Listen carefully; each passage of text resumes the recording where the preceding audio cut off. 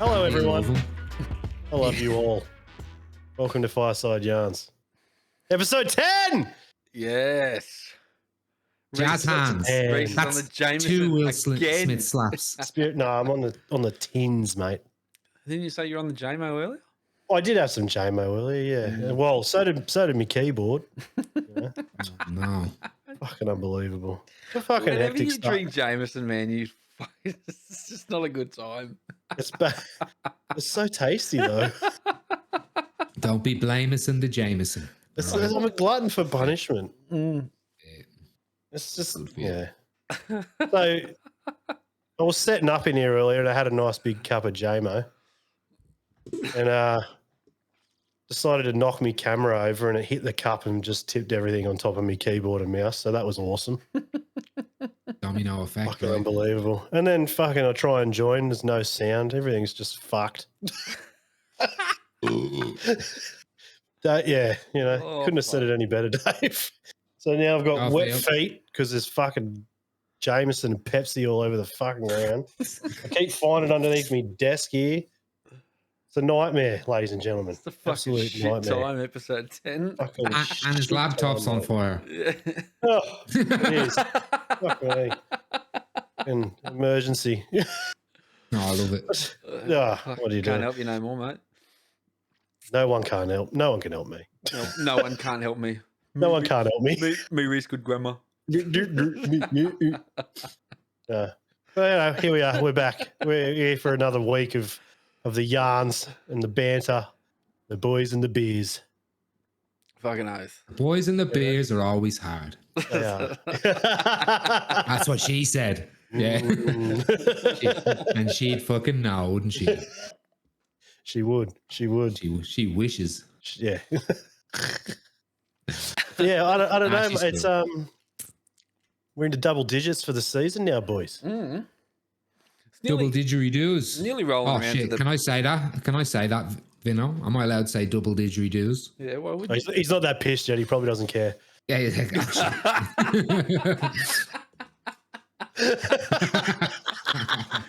He's getting there.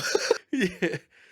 I did have a good laugh when you wrote in this afternoon. They're like, I'm gonna be a bit lit tonight. I've already had a few scotches, and Gonna it's be just shiny. like, I don't know why you message us the same thing every week, Vinno. Oh, fuck. Yeah. Every day, You know what I right? mean? It's just a pre-saved message. Just copy and paste. Yeah. It's a template. It's like every recording day, the moment we start talking in the organising chat, bam, autofill. Yeah, I don't say anything for a week, and it's just fucking recording night. Control V, and then a whiskey in the other hand. Yeah. He's probably got it hotkeyed. I do. You fucking caught me out. Yeah. No, So, I was so actually. he doesn't have to stop pouring his scotch while he pushes it. I was actually out helping Jesse move, and had a couple of beers out there with him this afternoon. Or were you just moving like walking furniture or something? Sorry, Were you just walking or something? were we walking? Yeah, to What do you move. mean, move? Well, you better not have been drinking and driving, champ. No. I wasn't driving. Oh, that's fair enough. He was. No, we had a couple of beers out there once we were done. But he's moved out to the old Jerry's Plains, mate. Was it the house we talked about? No, a different one. Pretty much across the road from the one we're talking about. Okay, cool. On the corner. yeah, Yeah, yep. yeah, Yeah, nice. nice little place, man. So Cool. He'd be by the tavern now, won't he? yeah, but further back, the tavern's closed. I told you. Oh, how long ago was that? I think it's been shut for a while, eh? It's going under new membership. I've been gone. I've been a long time since I've been in Jerry's. Yeah, well, it's been. That's the first. Over the I'd weekend say was the 10 first years, time more I'd been than out that. there for a while, even. Yeah, shit. The last time I can't even remember the last time I was out there. Yeah, that's right. Last time I was out there, you dogged me. Yeah. When was that? When we were going to have the No. fire. Doesn't even and care. Look, beers he and- doesn't the even last- remember dogging you. Yeah, he doesn't. He was probably too pissed. The last time you were out there, I did what you asked me to do, and I went and watched Batman. So, yeah, nothing. What a dog. Nothing but cricket. Absolutely, Yeah. Yeah. Dogged me for his missus, Yeah, as usual. Fucking wizard. she's got tits. You don't. I don't know. I'm working pretty. I'm I reckon I'm A cup now. Yeah, you're not quite a handful. When you get a handful, Lads, you talk. don't talk. Get people's wives' names out your mouths. I've had enough, okay? We got told. This will be the second week in a row now. Stop talking about it. Stop it. Stop talking about it. Fuck, you can't. No. Our first hate message, wasn't it? We loved it. We love Rhonda too. She's great. All power to Rhonda. Yeah, gave us a bit of fire, didn't she? Yeah, but we gave her a bit of content back. Oh, it was intended. Nah, she even gave us a little angry emoji. Yeah. Like the double whammy. I don't know what to do now. I feel like this whole episode has to be the backlash. That's it. Yeah. She's like, it. The beat from Hit 'Em Up just plays, and we have a whole fucking diss track for Rhonda. Could be arranged. First off, fuck your comment and the emoji you made. Yeah. But you have copped a fair bit of flack over that whole thing in the end, haven't you, Dave? Are you going to talk about it? Called me what do you mean? No. People have no, they just get so frustrated. With the fire that you people's bring. lack of understanding. You know what I mean? Like, people can't talk about stuff without having to boil it down to politics. You know what I mean? Without having to make it. I think there's a lot of people that like to have an online opinion that's bulletproof and well thought out. Or you know what I mean? It ticks all the boxes that you would want. And then I think in real life, they get slapped. Oh man, I think they're the slapped. I think they're the slapped. You know what I mean? And I think that's what a lot of it is, and I understand. So I've got to fucking I decided to take a step back from the grassless folk, the non-outsiders riders, and I can't take it. I can't take that. Even Jim Carrey. To people that fucking know that, like, nah, there's no reason you can slap somebody ever. And I'm like, but you can't understand why someone might want to slap someone sometimes. No, it's toxic masculinity, Dave. Stop promoting it. So there's only so much effort you can put in, I feel, without going full in. Do you know what I mean? Without going fully in and exposing them. I think without showing them a slap. No, but I think just exposing them as the type of people that, like, you can say whatever you want about my family. You can slag me. You can do what you want. You can hound me for 2 decades. Talk about my kids. You can do all that, and I'm not going to slap you. You can do it in front of people and make them laugh at me. I'm not going to slap you. Is that who you are? You know what I mean? And then for the guy, I'm going to stick up for Will Smith one last time. And then for the guy that's the victim of he is the biggest victim in the world of toxic masculinity. Oh, look, Will Smith's pussy ass raps. He doesn't fucking swear. Oh, Will Smith's fucking wife, who they broke up. They just didn't divorce because they knew it was like, let's just be this one thing that everyone doesn't fucking know for the moment.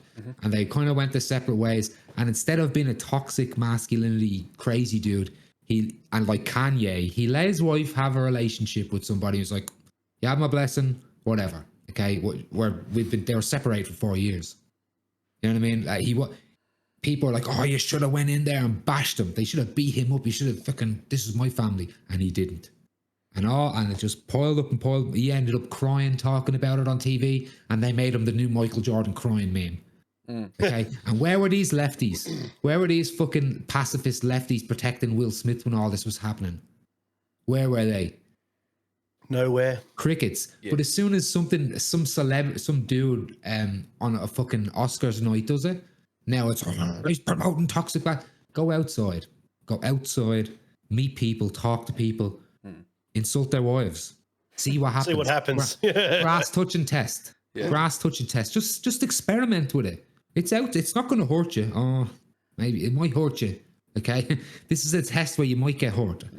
But at the same time, I think I'm promoting less people getting hurt by saying, look, you got to better be careful, you know, the way you talk to people, and you might think you're slagging somebody in a certain way, but you don't know what the fuck they've been through, and you might have been you might be the last guy to talk shit about them. You know what I mean? You just might be, and that's just talking to people and slagging people. Then when you come into their loved ones and their kids, people are mad irrational. People are crazy irrational when it comes to that. Mama bears and all this shit. People are crazy. Just animals in general are crazy when emotion and people get pushed to a limit. It's just, that's just the human nature. But I suppose people lose their shit. It doesn't matter if you don't even have to say it. You can just look at a dude weird at another side of the pub and he's like, is he eyeing me up? Am I going to have to get into a fight here? And then the other guy might be like, is he eyeing me up? And then the shoulder will bump. Then there's me who's sitting there going, I don't know who the fuck I'm looking at the best of times. So just fucking chill. Yeah, but look, what you should do always, of course, is that. But people lose their shit. And look, know that these people exist is all I want you to know. Because when they slap you and you go, you're just toxic masculinity with me. You know what I mean? No one cares. You know, there's no word for it. There's no word for it. You can't even Hip-Hop say Anonymous. hip hop You made the right choice, I think, in the sense of just walking away from it, because just seeing the whole situation when you showed me, it was the people that you're referring to just completely overanalyzed the whole fucking thing, and politicized because they got nothing better to do. Yeah. Well, they didn't want to talk to me about it. They didn't. No, that's what. Here's the thing. So it started back on Facebook. So it was a Facebook Discord, right? And on this, a Facebook page, or I should say, and on this page, there's like 800 people. Right? It used to be like 1,000 people or some shit. I can't remember. And anyway. Dave slowly whittled them out. So I like to be the reason why. So online to me is somewhere for me to pretend and play and fuck around. I don't take anything serious in the sense that I like to argue. So that's what I think online is the best place to do that and test little theories and stuff. Okay, because it's online, it's not real. You know what I mean? But then I found this page, this Coconut Island page, right? And I kind of enjoyed being this pro-Biden person on the internet, because it's real funny, because the right wingers fucking hate you, so you can play with them, and then the lefties, fuck, they hate you too, because Biden's a capitalist and a fucking, you know, like he's part of the status quo and he's not a socialist. So, well, I love it, but they were actually quite open to that and open to me being to being that character, I should say. It's like a funny little troll person, but I will stand by everything I say. I just do it in an asshole, not an asshole way, but a way that's designed to, you know, they throw the bait out. Way. For a little nibble. Yeah. But anyway, it's all in good fun because it's the internet, right? But the more and more I'm there, the more I'm realizing it's like, no, these people, like they take really serious what they say on the internet. So everything they, and it gets updated all the time, all right? But anyway, we come to the Will Smith discourse, okay? And I'm just like, hey, like, you know my opinion. I'm not going to say it again, okay? And all I got was just, Rawr. And then an admin got it into me, and he said cringe or something like that. And I shared a picture he shared a couple of days ago of like touching grass or something like that. And I just shared a picture of it. And I was like, you should touch grass, basically. And then I say, you know, this is what happens in real life. And he's like, you're a liberal, which just means I'm not a socialist. And then he muted me. But he didn't mute the post, so I'm getting fucking attacked on the post, and I can't say shit back. So I'm like, all right. So I'll go to another admin, and I'm like, is this what's going on? And they're like, oh shit, we'll get it overturned.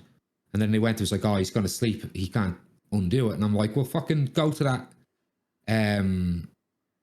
comment section and let them know I can't say shit. You know what I mean? Otherwise, I'll be saying shit. Responding. Yeah. And they did. So I'll name one of them, Prawn. We know from the show in the comment section and all. Yep. And peace to everybody. But he went there into the comment section like, hey, everybody, just so you know, Dave's muted. He can't write back. And so I ended up having a Discord call with one of them about one of the other admins about getting unbanned, because I just wanted to get unbanned because I was like, this is bollocks. So I got unbanned, and then I was like, yeah, fuck it, I'm leaving. But I wanted to get unbanned first, right? So ultimately I was like, maybe it's time I move on to a different Facebook group where I control, because it's getting a bit too real for some people. Do you think it's they you touched on, you said before, it's that so like, they take what they say online too seriously? I get the impression a bit that they take everything and themselves way too seriously, when sometimes, and this is what I was alluding to last week, sometimes you've got to look at things as what they are, laugh at it, and fucking walk away, instead of trying to overanalyze it and break it down to its finest points and then turn it into something that it's just not. It's halfway between a Call of Duty lobby and real life. You know what I mean? Like when you're on the you should just talking about politics in general, or there's several Call of Duty lobbies we can talk about. There's a Call of Duty lobby. Oh man, that's when I can go full Dava. In Call of Duty lobbies, that's when you go full Dava. And then there's a lobby without Dave where it's sort of normal and placid. Yeah, and then well, it's just always what I've used, and I've had the internet, I think, since 99 or 2000. I was one of the earliest people on our road to have the internet, because my uncle's a crazy internet person, and we got like a Frankenstein computer off him. And I've just always been in chat rooms, fucking with people, and being a dickhead, or holding a position. I don't believe that for a second. Oh man, it might be the funnest shit ever. It might be, because but again, I guess maybe you need those type of people. But ultimately, I'd say majority of people on that page, 99% of them are pretty fucking awesome. They're very left. They're left to me, but they are nice, genuine, good faith people, But when the admins start to getting like issues, it's just not fun anymore if they're going to mute me and I can't just go balls to the walls with people. Well, it's funny because I got unmuted though, and I got an apology, so that's all I give a shit. What's the point of having a debate though if you can't speak? That's right. That's the problem with the left. That's my problem with the left at the moment, because it's like you have to I love people who are right wingers. I've got right wing, I've got middle motherfuckers, I've got people that don't give a shit about politics, and you know what I mean? I've got all these people that I love, and I've got people on the left and progressives or whatever. And I can't just not like them and argue with them every single time. Like I just put it aside. Like you can't. I think lefties don't like it when you don't agree with them about everything. And they're human beings. And right wingers are just fucking crazy in their own. Don't get me started on them. But this is an in-house issue. At the end of the day, they're humans, and they need to be heard as well. They might not. Yeah, fuck yeah. To a degree, once you get to the extreme sides of things, and you need to start shutting that down, because it gets to the point where it's fucking crazy. But no matter what side of the political spectrum, they have to be listened to. And I found it very interesting, a comment that I saw recently from a left-wing person, that they were praising a right-wing page, saying, they're a good page because they cross the bench and they're not conservatives and we hate conservatives. And I just thought that, do you realise what you've just said? Like, you're praising this group for crossing the aisle, but yet you essentially yourself have admitted that you wouldn't do the same and you wouldn't see the other side of it. And having that complete disregard for what the other group has to say is not going to get anybody anywhere. And it's that we end up in the complete divide that we have all across the world with the left and the right. And I agree with you, Dave, in the fact that the left, when they... Will Smith should have done it. Is that what you... Yeah, mate, should have. But the left no. seem to, when they hear... Whether he should have or shouldn't have, he did it, and I don't think he did the wrong thing. It's done. At the end of the day, it's done. Yeah. And I think in hindsight, you could think of 1,000 other things. He could have went up there, done a cartwheel, took the mic off Chris Rock, and just fucking freestyled an epic battle against Chris Rock, and there could have been fucking people abseiling down and shooting fireworks everywhere. And Chris Rock would have been owned. And Chris Rock would have been on his knees saying, I shouldn't have said the joke. You know what I mean? And then everybody who ever talked shit about his family just apologized to him and we gave him a crown and shit. No, it's just a normal, everyday thing happened. And now everyone wants to fucking crucify the cunt. Will Smith could have shat in his hand and thrown it at him too, but he didn't. He slapped the dude. Jesus, that would have been worse.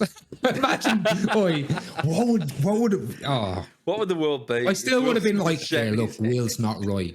If Will did that, we can't just, we've got to talk with Will. You know, I just like a monkey just shat in his hand and threw it at him. Yeah.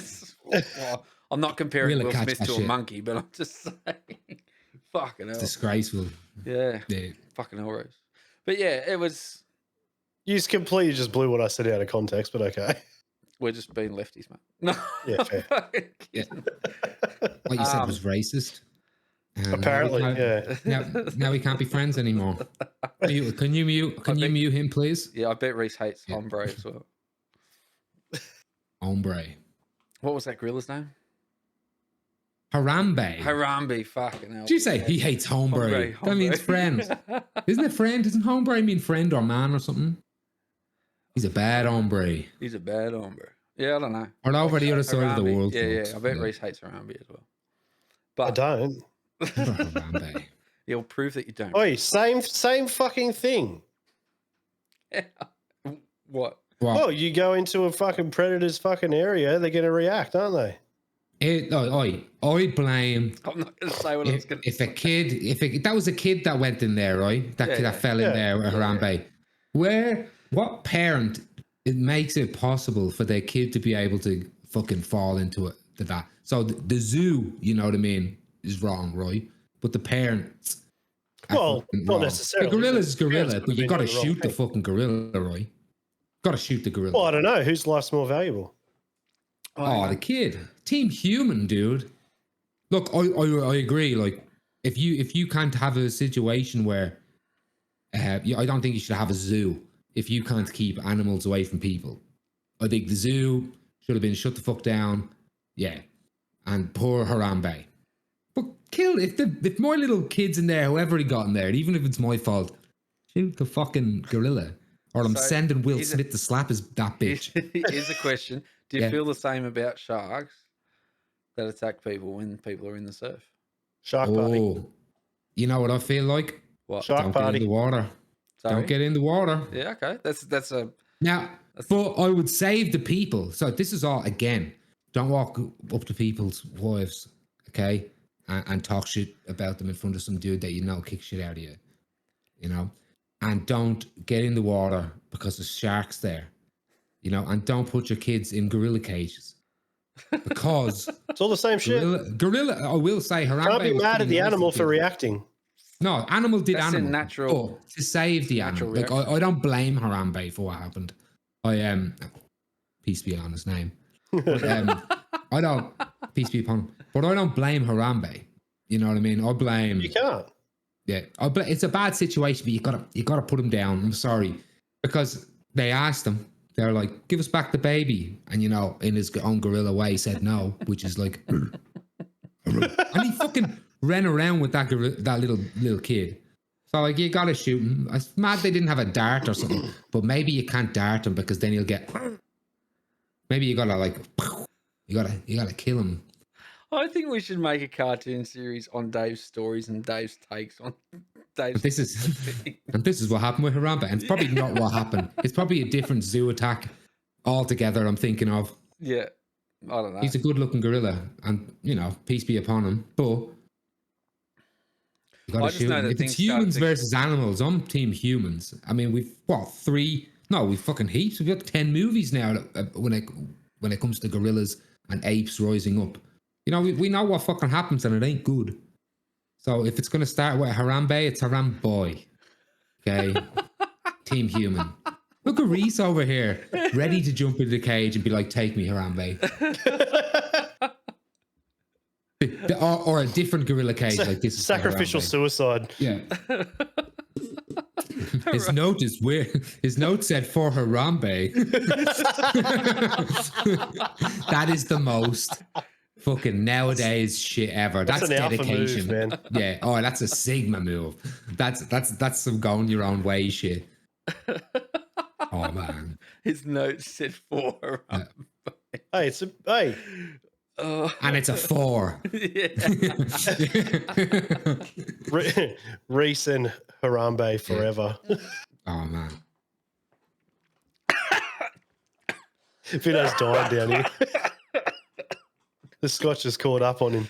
Oh, I just got a fucked up image of you cuddling with Harambe in the fucking corner. Hey, yeah, good snuggle too. It probably would be. It'd be a struggle snuggle. Do you ever see that movie Gorillas in the Mist? No. Oh man, when I was a little Harambe better watch out if I was to get him in the mist. I'll give you the hot tip. Man, it's a great Ice Cube and Lynch Mob song, Gorillas in the Mist, right? But who's the real predator, the monkey or Reese? Because he sounds like a fucking one and the same. Yeah, aren't they? Reese would be that dude down a dark alley. You look like a fucking good-looking monkey. Come here. Is your name Harambe? It's close enough. It's Hombre. Dude, get away from me. It's me, Vinno. Man, I haven't got an ounce of hair on me. Fuck off. You look close enough. So, did you say you got an ounce of heroin? Get here, you fucking monkey cunt. Oh, you're my favourite hombre now. Yeah. We're going to cuddle in the corner. You hombre looking cunt. Toxic masculine. Imagine doing heroin with a monkey. You don't have to. You gotta plan to, I reckon. I reckon there's places in Africa where you could pay for that to happen. I mean, fucking probably. Where they're up in the you could probably hunt a fucking gorilla if you wanted, right? If you really wanted. You could probably figure out a way to hunt a gorilla. Sick fuck I don't know if I'd want to. I just want to cuddle with them. Oh, they shoot lions and shit. Why wouldn't you shoot a gorilla? Yeah, I wouldn't be shooting lions. I wouldn't shoot anything. I wouldn't shoot anything. Except for if it was like coming right at me. And then I'll be like, down. What is it? It's in the first season of South Park. Yeah. It's coming right for us. He pulled out the bazooka. Oh man, that's Stan's uncle, wasn't it? Or is it Colin's uncle? I can't remember. And old mate, what's his name? Trevor? Yeah, with the man. Oh, it's been so long since I fucking watched South Park. Oh, bro. What season are we even up to? Oh, it'd be like fucking nearly 30, I reckon. Yeah, I remember being young and watching like season 10, 12, 13, you know. Like, but they did get cancelled a lot and they do move along around. I'm pretty sure they've actually got like COVID specials out at the moment. Yeah. Well, they moved to Paramount from Comedy Central, didn't they? Yeah. They're on Paramount Plus, yeah. So it's all new content there. I don't know if they share all the seasons there, like if they get to move everything along, because that's fairly. All of the seasons are on Amazon Prime. Oh shit! Right. Well, to buy though, right, or for free? No, with the subscription, yeah. Yeah, right. I know they had, and they don't have specific. Season Paramount's part of Amazon, so okay, yeah, you get the added the addition. You got to pay an extra subscription for Paramount Plus, but yeah, it's on there. Yeah, right. Because I know they had up to season 22, on Netflix. Yeah. I think there was actually a couple of seasons missing. Yeah, I think the first like 10 maybe aren't on there. I can't remember what M got Paramount for, but I think the new season of Dexter. New Blood. Yeah. I haven't watched that yet. Yeah, neither have I. Actually, Ben was wanting to get it for that 1866 or whatever it is, the Yellowstone TV show. Isn't that on Stamp? Yeah. But the prequel series for it. Oh, I think right. it's 1866 or something is on Paramount. So.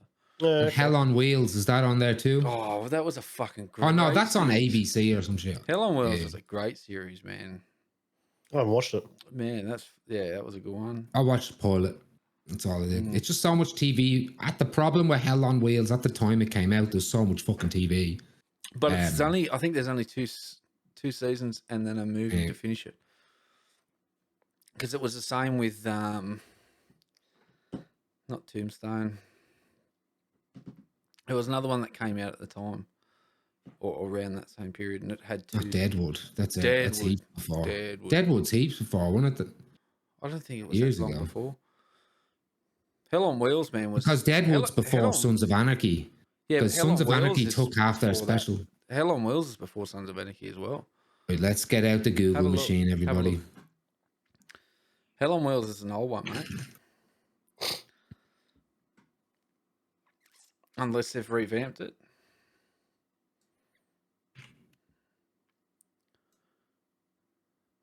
Because, yeah, fucking Deadwood was a cracker series, man. Deadwood's 2004. Yep, Hell on Wheels. Think of fucking how long goes that? Hell on Wheels be after 2010 for sure. No. I think so. 2011 to 2016. All right. Still not too, it's still like fucking 10 years ago it started. But yes, fucking Deadwood's nearly 20 years ago. Fucking how old are we? I know, that's too old. Yeah. When Sons of Anarchy come out? 2007. Yeah, I would have had my dick mad hard for Sons of Anarchy while fucking 2008. While fucking Hell on Wheels was on. You wouldn't have caught me season 3 watching Hell on Wheels. Well, season 3 of Sons of Anarchy was on. Season 2 of Sons of Anarchy. Henry Rollins season. Yeah, bro. That was maybe my favorite season. I haven't finished. Have you not watched it? No. What? How far are you through it? 3 seasons and got bored with it. Really? Yeah. Oh, you no idea what the fuck happened. You didn't really drink scotch back then. You probably don't care. Sorry? You didn't really drink scotch back then, though, so things might have changed now. No, I don't know. I don't know. It just didn't. I know it was all hyped up and everything, and it's fucking good, man. It's the dude who made The Shield, and The Shield was good. Yeah, see, I didn't watch The Shield back in the day either. Heaps of close-ups. That's all Reece can take from it. The Wire. The Wire was good. I haven't watched that. All right, so going off that, what's your favourite TV series then? So far? Of all time? The West Wing. The West Wing, probably. Fuck. Is it The West Wing? I think it's The West Wing or The Sopranos. Probably. Yeah, right. Both HBO as well, I think. West Wing is fucking fantastic. I think that might be even one of the shows that kind of got me into American politics, maybe. Yep. But such a good acting, fantastic. Honestly, don't think I can pick a favorite. You can't. It's hard, man. Even now, I'm like, because I like the first 4 seasons of Game of Thrones. I think is pretty cool. So that was a show that I haven't watched. I've watched 2 seasons, and I just keep losing interest. It's hard to keep up with Game of Thrones. Yeah, there's too much going on. There's a lot of families. If you don't read the books, it's hard as well. I like a companion with them. And then I got pissed off with the TV show and the books because the fucking George R.R. Martin wouldn't fucking finish them. And then the TV show overtook him. And then that kind of turned to like well, I think they just had to rush it because dudes were ending their contract and they didn't want to renew it because they had a Star Wars gig coming up. But it ended up that they rushed it, and because of the bad press of rushing it and the reviews, they lost the Star Wars gig. But even still, man, that final season, was it episode 1 of that final season, was absolute dog shit. Which one is that? Is that the one with the dead, and the Dothraki go into the darkness, and it was a really dark episode. And I thought that was a haunting moment. But I thought then it should have lit up. The whole fucking season essentially finished in 1 episode because you could have dragged that whole battle out across several episodes. But then the fucking the Night King dies in the same episode. It was real fucking. I wasn't going to say it because I thought you're not going to keep watching it, Reece. Probably not. Yeah, well, to me, spoilers, everybody. If he hasn't spoilers, all the Game of Thrones people. If he hasn't seen the Night King was ruined. Yeah, the Night King was ruined. They didn't give any proper reason for it. They fucked Jon. They fucked it. They did fuck it. Yeah, but it is what it is. A lot of seasons are like that. You know what I mean? Like you have a great series, but a couple of seasons are like, and then But if I think a season has 1 or 2 good seasons, fuck, it can make you look at that show very differently. So one that's fucking. It's just a bit. I think it's on its final season, and I enjoyed it to start with, but just they've got so many dead episodes, and that's The Walking Dead. Remember man, when that after first season 3 or 4, I just left. After Negan, I've never finished it. Oh man! After the initial Negan thing, I didn't even stick around for Rick leaving. I don't even see Rick going in the helicopter. I pushed through that, and then I just couldn't do it. Like it's so bad. There was so many just filler episodes and just bullshit backstories that didn't need to be. I don't know about you guys, but in a story, and second season, yeah, man, that first episode was amazing. Like best pilot ever in television when he ends up under the tank. Yeah, but there was so many questions left. How did they get here? And I don't know about you guys, but when it comes to movies and TV series and stuff like that, I feel that you don't have to answer every single fucking question throughout the movie. There can be some things left to the imagination of the viewer, and that's what brings an allure to those sorts of shows, if you know what I mean. Unless it's a historical one, right? Then you probably already know the backstory, or you can find out about it later down the track. But not everything has to be answered, and that's what I think has ruined Walking Dead a lot. Is they go back and try and fill in every fine little fucking detail to the point where it's just mundane and monotonous, and it's just you wear yourself out just watching the fucking thing. So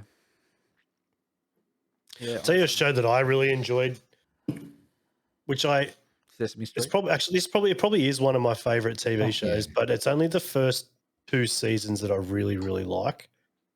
I usually lose. I've rewatched it a heap of times, but once I get into season 4, I always just drop off and stop watching it.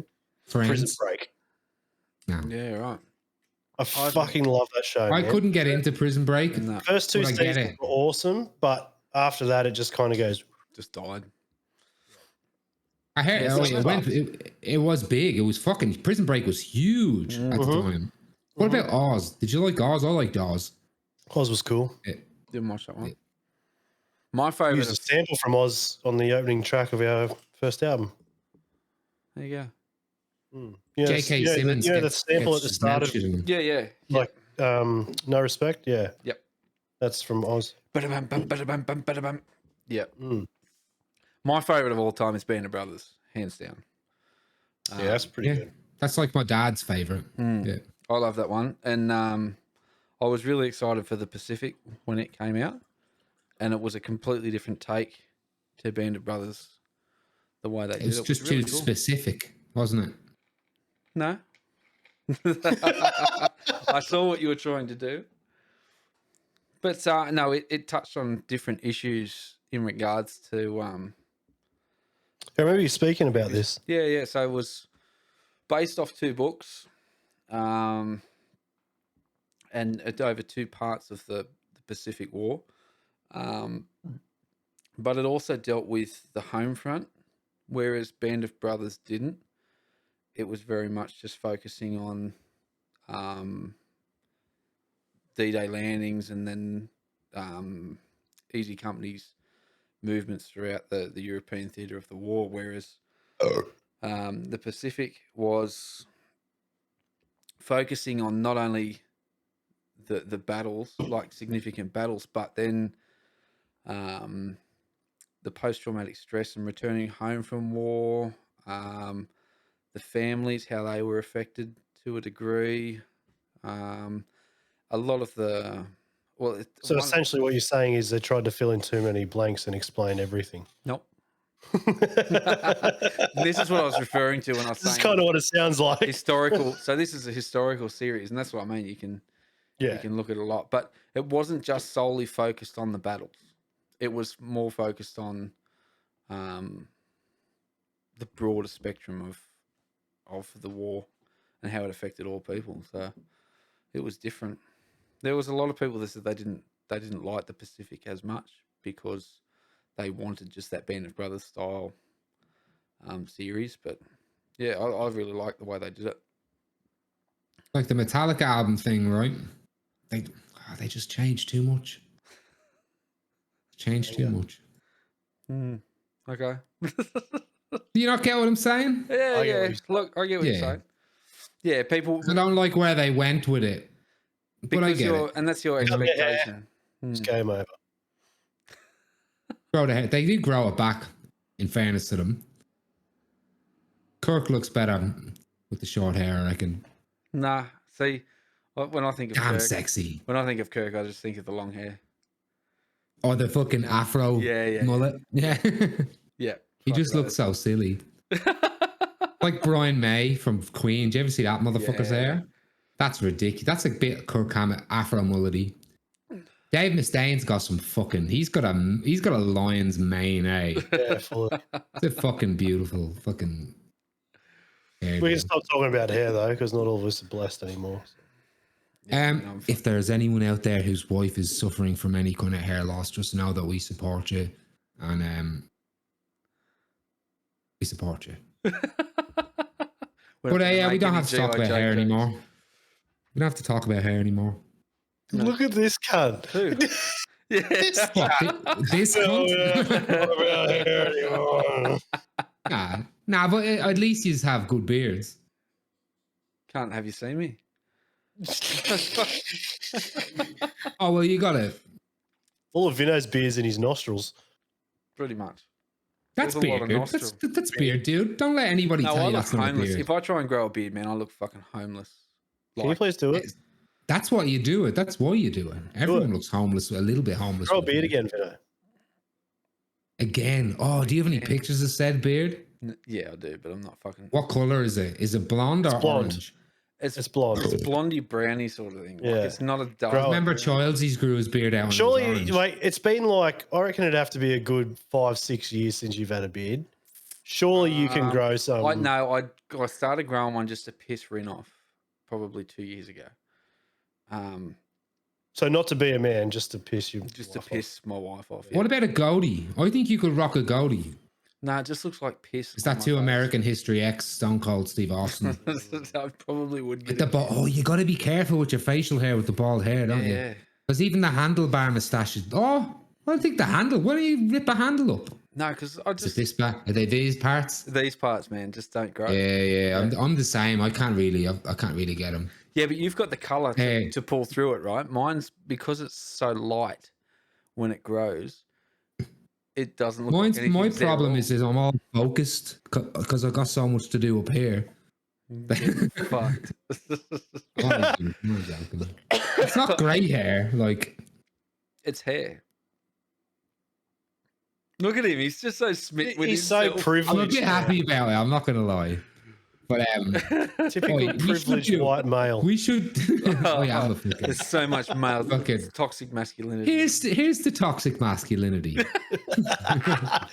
I'll cheers to that. Slap the fuck out of whoever you want. Oi, and for whatever reason you want. Exactly. Yeah. If you can justify it, you should do it. The same people that call you a toxic masculine, they all right. But what? No. There's no. You can slap them because they won't slap you back. They just won't. Like, no, they'll cry about it on the internet. Oh, Chris Rock's that dude now. You know what I mean? He should have. I'm losing a fight. If like even remember Charlie Murphy was like back in the day when someone slapped you, it's like you'd have to fucking fight. Someone would be shot. What did the fingers say to the face? No lamp. You would have a fight after that. Someone had to go. Yeah, somebody had to go. Here's the thing, all right. Oh man, I love it. And I love seeing Be Real from Cypress Hill sticking up for Will and shit. And fucking Bobo as well, man. Man, I love it. Fucking all over. There's hip hop. People are like, oh, he's screwed now. The producers aren't going to work on him. He's going to go, if he wants, whenever he wants, go back to hip hop. And he'll still be the cleanest, nicest rapper out there. He'll still be the least violent rapper ever. Do you honestly believe that Will Smith still needs to do anything to live the rest of his life? Yeah, that's what I mean. It's like, come on. We hit him. This man could literally retire yesterday and he'll be fine. Fuck, I love Will Smith. Me too. We should call this the Will Smith show. Fireside Smith. We got to start that. We got to start a whole religion about him, don't we? Or a whole political. Praise Will. Praise Will. Oh man, look at that dude. You should open boy a Dex, have some Jazzy Jeff books there, mate. Should. He'd the shit. I love Jazzy Jeff, man. What a cool motherfucker. He's and still going. Hardcore. Yeah, absolutely. Yeah. And absolutely a master of the craft. Well, highly respected. Now, you know, Jazzy I haven't Jeff's started. I sort of did start reading that yet. I'm in the middle of actually reading Prodigy's autobiography. Hey, interesting. Right. Did he write that when he was alive? Yeah. Yep. So okay, cool. Man, he's done some wild shit.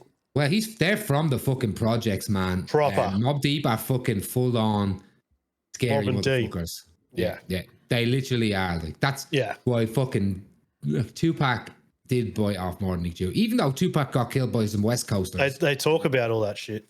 But he got like Mobb Deep are East Coast. They didn't have Tupac killed. There's no way. But they could have. There's a couple of times when Tupac and Snoop rocked up on the East Coast with Nas, and that if Nas wanted to, he probably could have had them fucking smoked. They're all them Queens guys have 1,000. Like if you're fucking with them at home, they're dangerous as fuck. But the West Coast, if you go to West Coast, Vegas, LA, anywhere in LA, man, MC Hammer will get you. MC Hammer runs fucking what's it called? Not Stockton. What's fuck, MC Hammer's gonna kill me for forgetting this. He might slap you. I'm gonna have to find out. That Dave comes. Yeah, well, hammer means cock the hammer, you know what I mean? Mm-hmm. MC Hammer. Quick question, Dave. Did you end up having to listen to any of Oakland? Oakland. And he's the king of fucking Oakland. And O-Town. But anyway, sorry, what did I end up finding? What? Did you end up having to listen to any of the music that we were fucking suggesting? No. Didn't think so. So no review? Yeah. I found out what my problem is, all right? So... Fill everyone music in. Used to, so everybody, look, music was like a huge part of my life, and any gap in my life or anywhere I could have music as an overlay, I would. If I was going to sleep, I'd have my headphones on. If I was on a train, I'd have my headphones on. If I was in a car, I'd have my headphones on. If I'm working, I'd have my headphones on. Your balls I love music. I love music, and I would create playlists of like new shit. You know what I mean? New shit. And then when it made it past the new shit, it would get into my big playlist of like 5,000 songs. You know what I mean? There would be like, I was really into it, and I would have a new album or 2 new albums every week. You know what I mean? I love music. And then I hit like a time in my life where I was like, a job changed. So I didn't get to listen to music or even podcasts every day. Mm-hmm. And I just didn't get enough of it. So any free time then, it was like, I listen to music. And then the bigger competitor that took over it was politics. And I love politics. And if you have a week off of politics, you're lost. So it's like any kind of area I could find, I would watch politics. And it's like, am I going to listen to music? That's an honest step backwards. No. In my opinion. Well, being informed, I think, is more important than music. If I'm honest, even Immortal Technique will tell you that, or Vinny Paz, or Bill, or look, Tupac. Not arguing with you, but you know that I don't follow news or politics or anything. So, but literally, even the last 2 days, all I've done is listen to music. That's right. But the music you listen to is quite political. Like Pantera is pretty political. Even the hardcore stuff that we used to listen to, man. Definitely. Yeah, no doubt. But I think that's what got me into even politics. So that's, when you listen to this Immortal Technique stuff, it might throw you onto a video. And then you're on a video and you're on a subject. And then if you want to have an opinion about something, you don't want to be a fucking idiot. So you watch a documentary and you read up about it and you keep up to date with the latest events. And so like everything kind of pointed me into politics, and I just I couldn't miss anything. So then any gap became politics.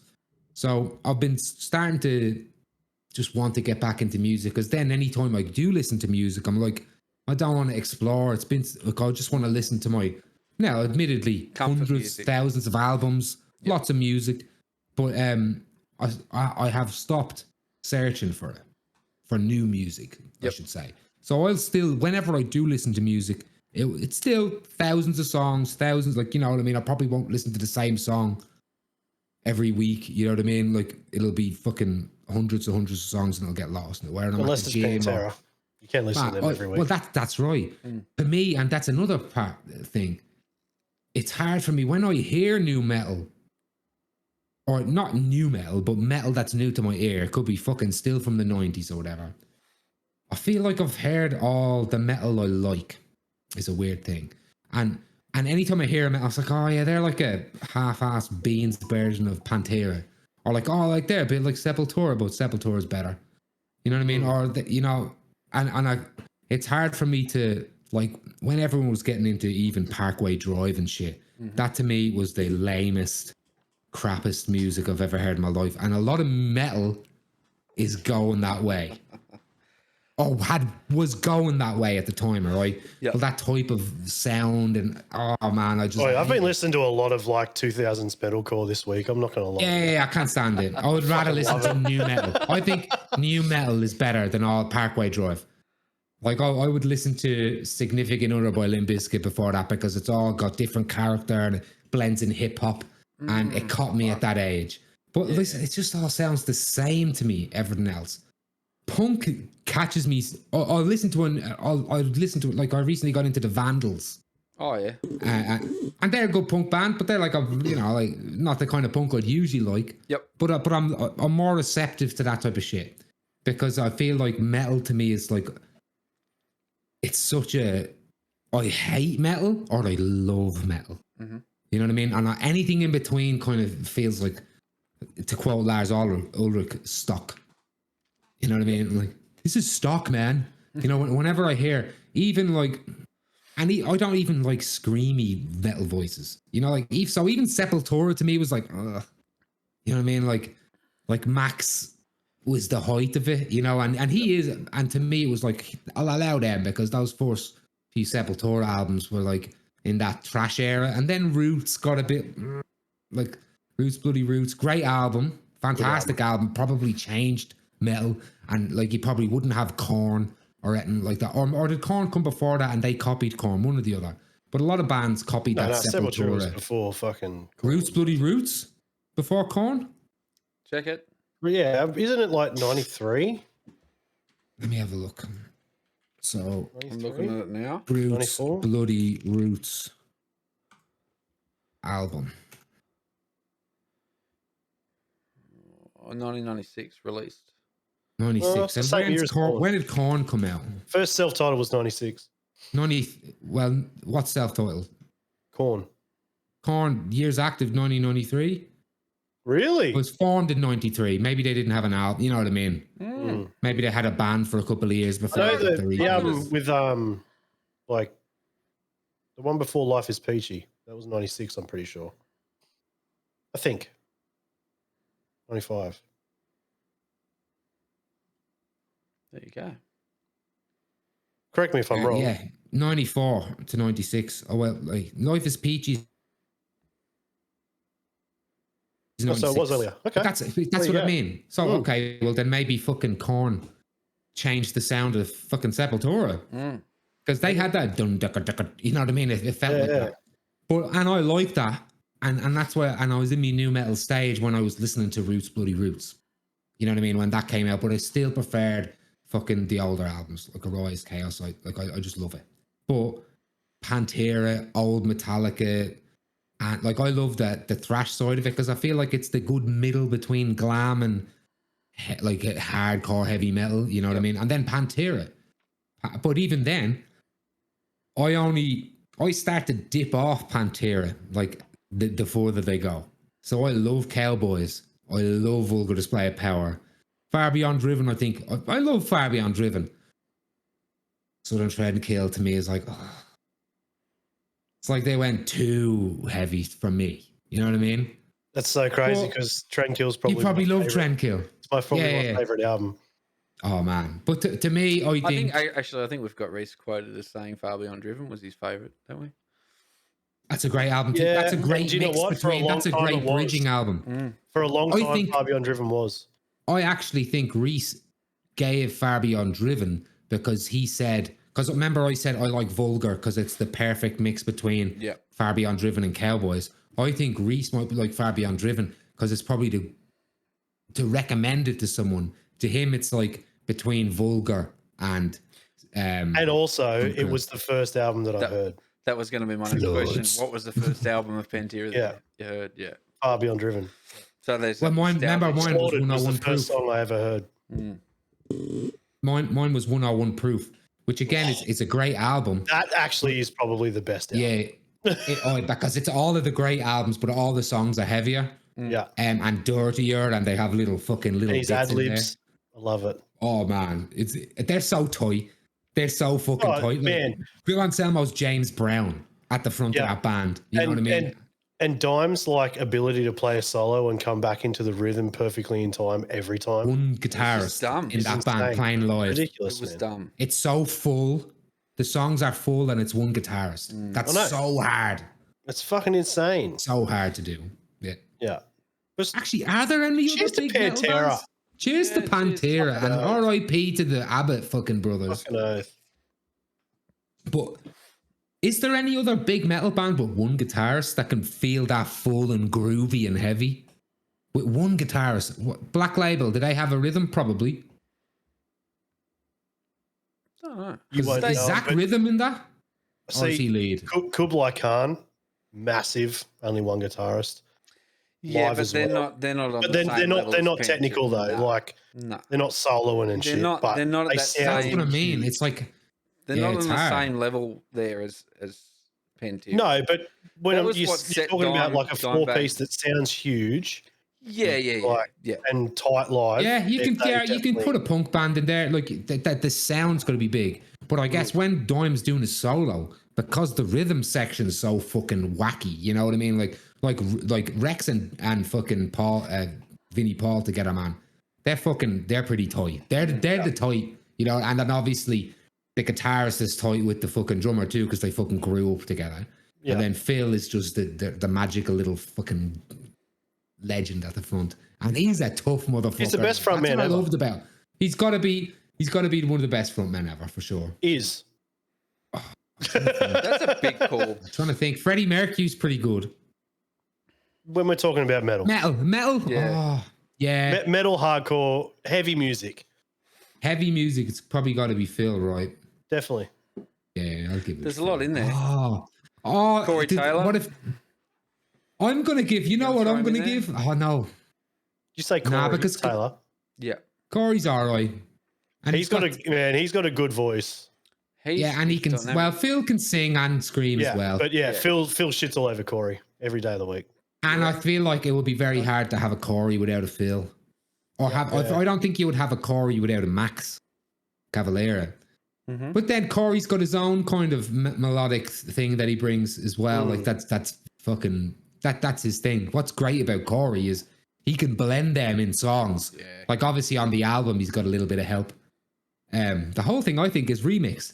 But fucking but the whole thing live, I think is sick. The whole thing. Yeah, I think is sick. The whole thing. That Slipknot album.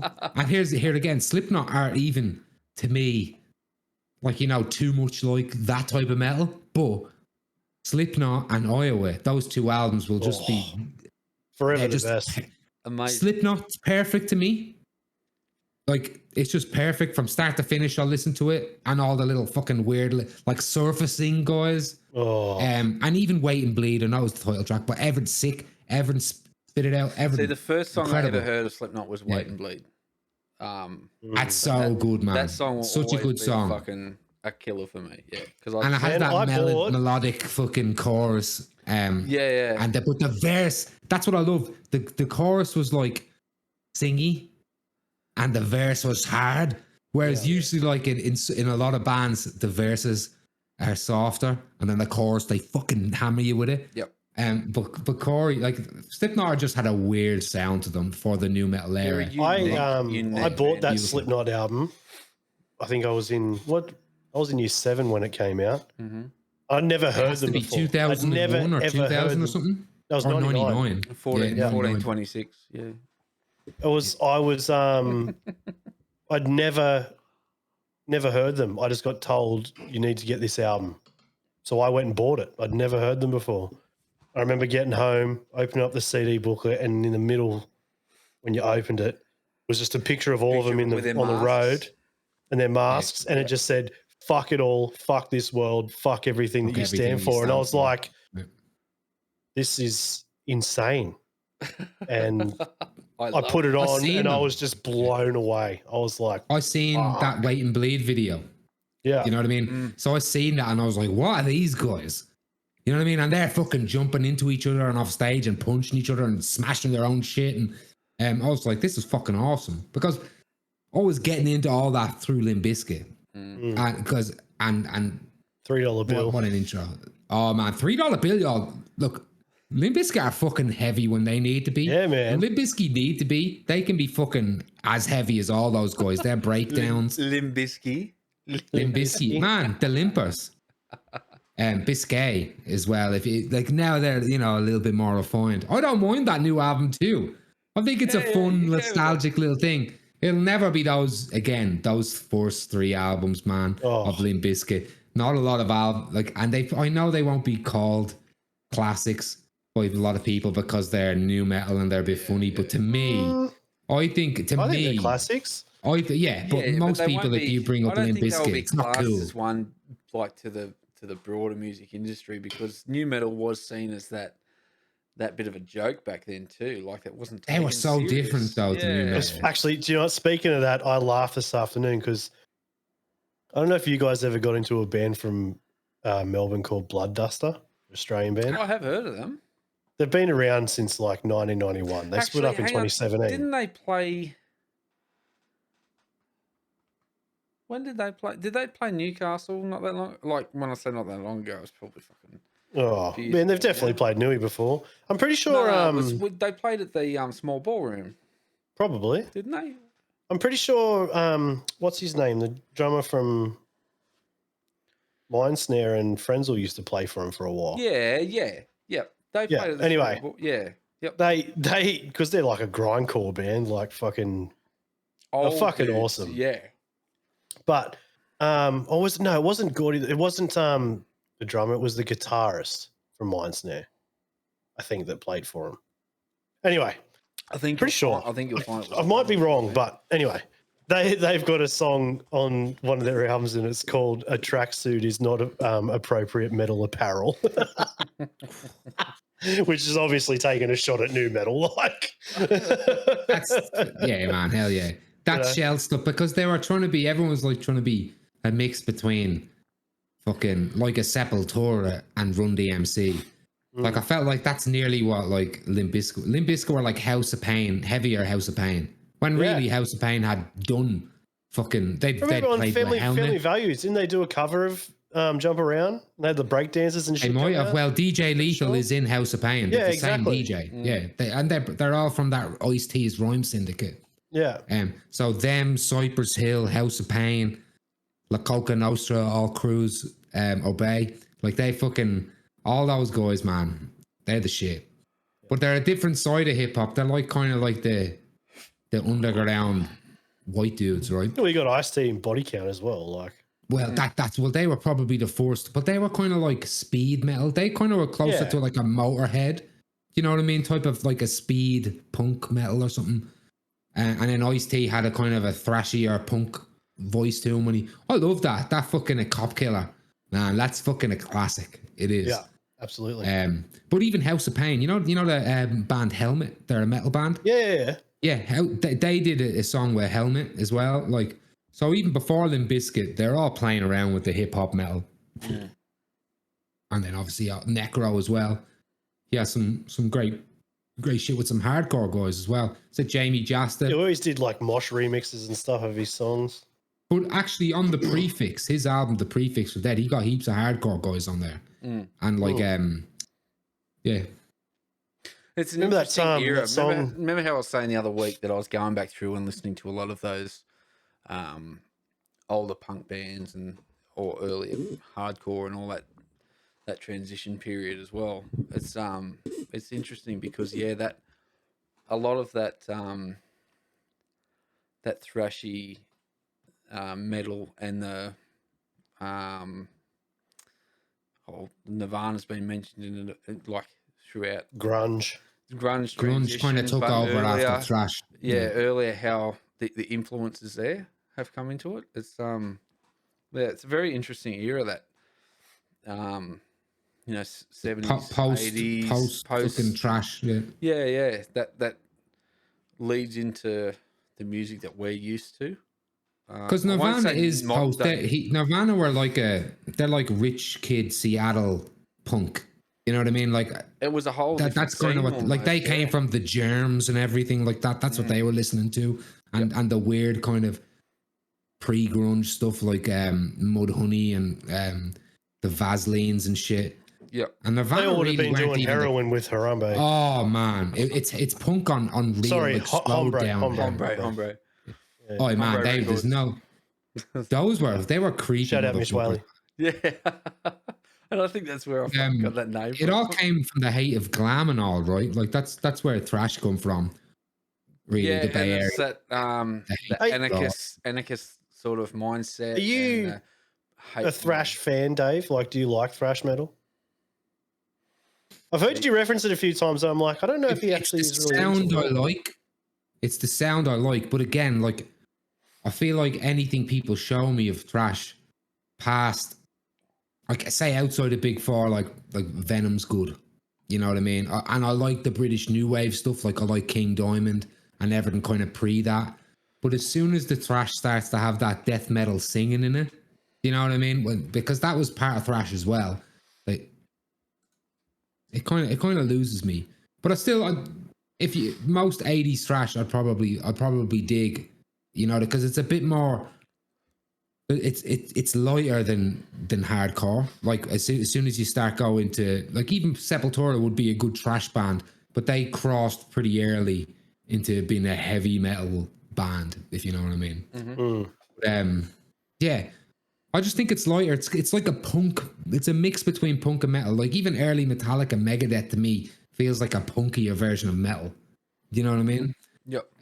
More raw. And I think the reason I say thrash is because it kind of brings it to that era where it's underproduced, it's fairly raw. I'm a down picking palm mutant, love that sound, you know, that's what I love. And that's kind of where the like kind of, it's very trashy and I love that. But and obviously the singing is not. So would it be fair to say that you're a sucker for like good riffs?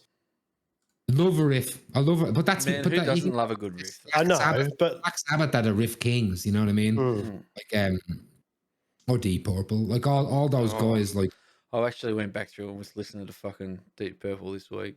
Child in Time, man, is heavy band, band, really, and especially for its time. Yeah, just like talented. When you look at some of the shit that they were doing, and you don't. I mean, as a kid, I listened to a lot of that just because Dad had put it on, you know, and didn't appreciate it. But going back through now, listening to a bit of it this week. So I had Deep Purple, Jimi Hendrix. I've been fucking giving him a bit of a hiding as well. Fuck yeah. Yeah. But all their songs have a character to them. You know what I mean? All those old bands. And that's what I hate about metal as it got more and more and more heavy. I felt like each song lost its proper riff to it, and you know what I mean, like it began to not differentiate between them all. And do you think they tried to just keep trying to push that boundary of trying to be the most technical instead of going back to their roots? I don't know. Ozzy said it good. He said, I want a guitarist that's going to make you, or I want a riff that's going to make someone want to pick up a guitar. Yep. It's not going to impress Joe Satriani. Mm-hmm. You know what I mean? Well, some of the best riffs like ever are very, very simple, aren't they? Like, yes. Yeah. Even fucking White Stripes. Like, that's why that song's so huge. That fucking Seven Nation Army, because it's a fucking great riff. Now, the whole song's just the one riff. Whereas in Trash, they'd have to leave and do a variation of it and come back at the end. And you know what I mean? Like, and they'd have to be 7 different stanzas of that riff and palm muted, and there'd be a little section in the middle that's like a little acoustic-y bit, and then they'd go back into it. And like, I love those type of songs that are like deep as fucking long. Like, I love those long 8-minute fucking songs that take you on a trip. Yep. You know, and even instrumental ones, like they're my favorite songs. From Metallica are instrumentals. Call of Cthulhu is the fucking on Orion. are unbelievable, and To Live Is To Die are fucking the top tier musical pieces. But then early Hetfield, add him in, and that whole album's perfect. He's a great frontman too, Hetfield, but he's not as cool as Phil. No, fuck no. Now Phil can't play like Hetfield. I think is one of the best rhythm guitarists. Now again, I'm a thrash guy, so it's different. Yeah, but singing, playing rhythm guitars, I don't think Hetfield's you can put them in the legend. same category though, because even though Hetfield is a front man and that Phil's presence there and the ability that he had whilst not playing an instrument and not being focused there just puts him on a different level to Hetfield. Whereas Hetfield feels like a hardcore kid in a metal band. That's right. Whereas Hetfield is like Rob Halford as well. He's doing both, and his voice carries it, and his ability to play the guitar while singing and doing the things and putting on a show. I don't think it's fair to put those two in the same category of frontmen, but they're different, and in some ways Hetfield's better than Phil, because obviously he plays and writes the riff as well as sings and writes. So there's a lot. But at the same time, what Phil does and what I love about he's got Phil presence. His ownership of the stage. Yeah. He regulates the stage, like security, people coming up, like fans or whatever. He regulates it like a soldier. You know what I mean? The way he marches around. He's the shit, man. The shit. And that's what I mean. You can't. He's in the crowd. He's his own show altogether, which he has to do. You look at all vocalists or frontmen that have been in that position where they're not playing an instrument. So you've got to have presence. They've got to have that presence. They've got to be their own show in a sense. You have to do that. You got to be entertaining. You can't just stand there. Absolutely. Because there is people that go to those shows that, and it's sad. Like whenever I'm at a metal show, I'm always looking at the guitarists and the drummers, and I'm moving around, But there are some people that will only watch the front man. Yep. And if there's a shit front man, the whole thing's gone. That's right. The whole thing's gone. Yep. Because you can only watch the guitarist so much, but you still need to have that presence. And let me put an asterisk on everything I've said about metal as well. So, like I said, I don't like most metal. Most metal, I'll be like, oh yeah, whatever. I can tell that they're like, it's just not what I'm into or at the moment or whatever. But I will like 99.9% of metal bands are talented musicians, can play their shit, are actually on stage touring and putting on shows, and they're more talented musicians than most music and bands you'll see out there, metal bands. So I'll always appreciate how hard it is. And when I hear a fast song or a heavy song or a technical song, I get it. Mm-hmm. You know what I mean? And I appreciate, and I talk about screaming vocalists, how they're not my cup of tea, but I appreciate, I know it's just as hard, if not even harder, to maintain that on a tour and to hit those things. And so I get it and I appreciate it. And I do like it in parts and from certain bands. And I like Sepultura. I like Biscuit and Slipknot when they get like that. But I've not a lot of bands will catch me with that. Say, but I appreciate it. I do. I appreciate, and I recognize its talent. Would you almost say that throughout all your years of listening to music and good music and across a variety of genres, without you saying you're snobby, which I'm not, definitely a snob. Yeah, but you find it very hard to be impressed by music nowadays because of the caliber of music that you've seen across the years. Yeah, but at the same time, I know it's out there. Yeah. That's my problem, because all that music, I feel like if you'd have said, "Hey man, do you like Metallica?" and I was like, "Oh, I've never heard Metallica," and then they played fucking something that I didn't like off an album, I'd be like, look, whatever. And then I feel like I would not look at Metallica again. I feel like people would try and play it to me, and I'd be like, all right, your mind's already made up. Yeah, but I heard you. So I feel like music has Simon to catch Cowell of our generation. For me, I have to nearly discover it, or it has to hit me at the right time, at the right place, and then I can be like, invest in it. Yeah. What about if you watch a band live? That's another thing. So I never liked Turbo Negro, but I've seen them before. It was Turbo Negro, Marilyn Manson, and Iron Maiden. Such a weird fucking mix of dudes. Yeah. In fact, my cousin Alan hit Manson in the head with a boot, because they were all part of this Iron Maiden crew. they all wore the denims and the leathers, and they all had long hair, and they loved Iron Maiden, and of course they hated Marilyn Manson. Yeah, but he lost the boot, and Marilyn Manson kept going. So, and I like Marilyn Manson. I did like I love Marilyn Manson's music, whatever. Especially back then. That's another topic altogether. Yeah. But I did like Manson stuff, even though it was kind of simple. I digged it. Okay, especially his early stuff. And Hollywood, fucking Hollywood. Oh man, Hollywood's amazing. One of the best albums. Open doorways, I feel, for musicians, and a whole nother avenue or genre almost. But the live performance will sell me on a band. Mm-hmm. Okay. It will, because if I go and see a band live, I'll be like, okay, shit. Like, and that goes for a big band who I've heard of, and I'm like, okay, shit, like Jay-Z. When I seen Jay-Z live and he had a full band, I was like, all right, okay, fucking Jay-Z. And I'm not a big Jay fan. I'm just not a big. I'm not a huge Jay-Z fan either, to be honest. Yeah, I don't think he's overrated or anything. Neither. Same with Kanye. He's a unique style. Kanye is overrated now, though, but his first few albums, like, I can appreciate, and his beats are awesome. But a live, you're right, Luis, that live shit, that'll make even a local band. If I see a local band live, they can catch me then, and I'll listen to a demo. All right. I'm glad I know that now.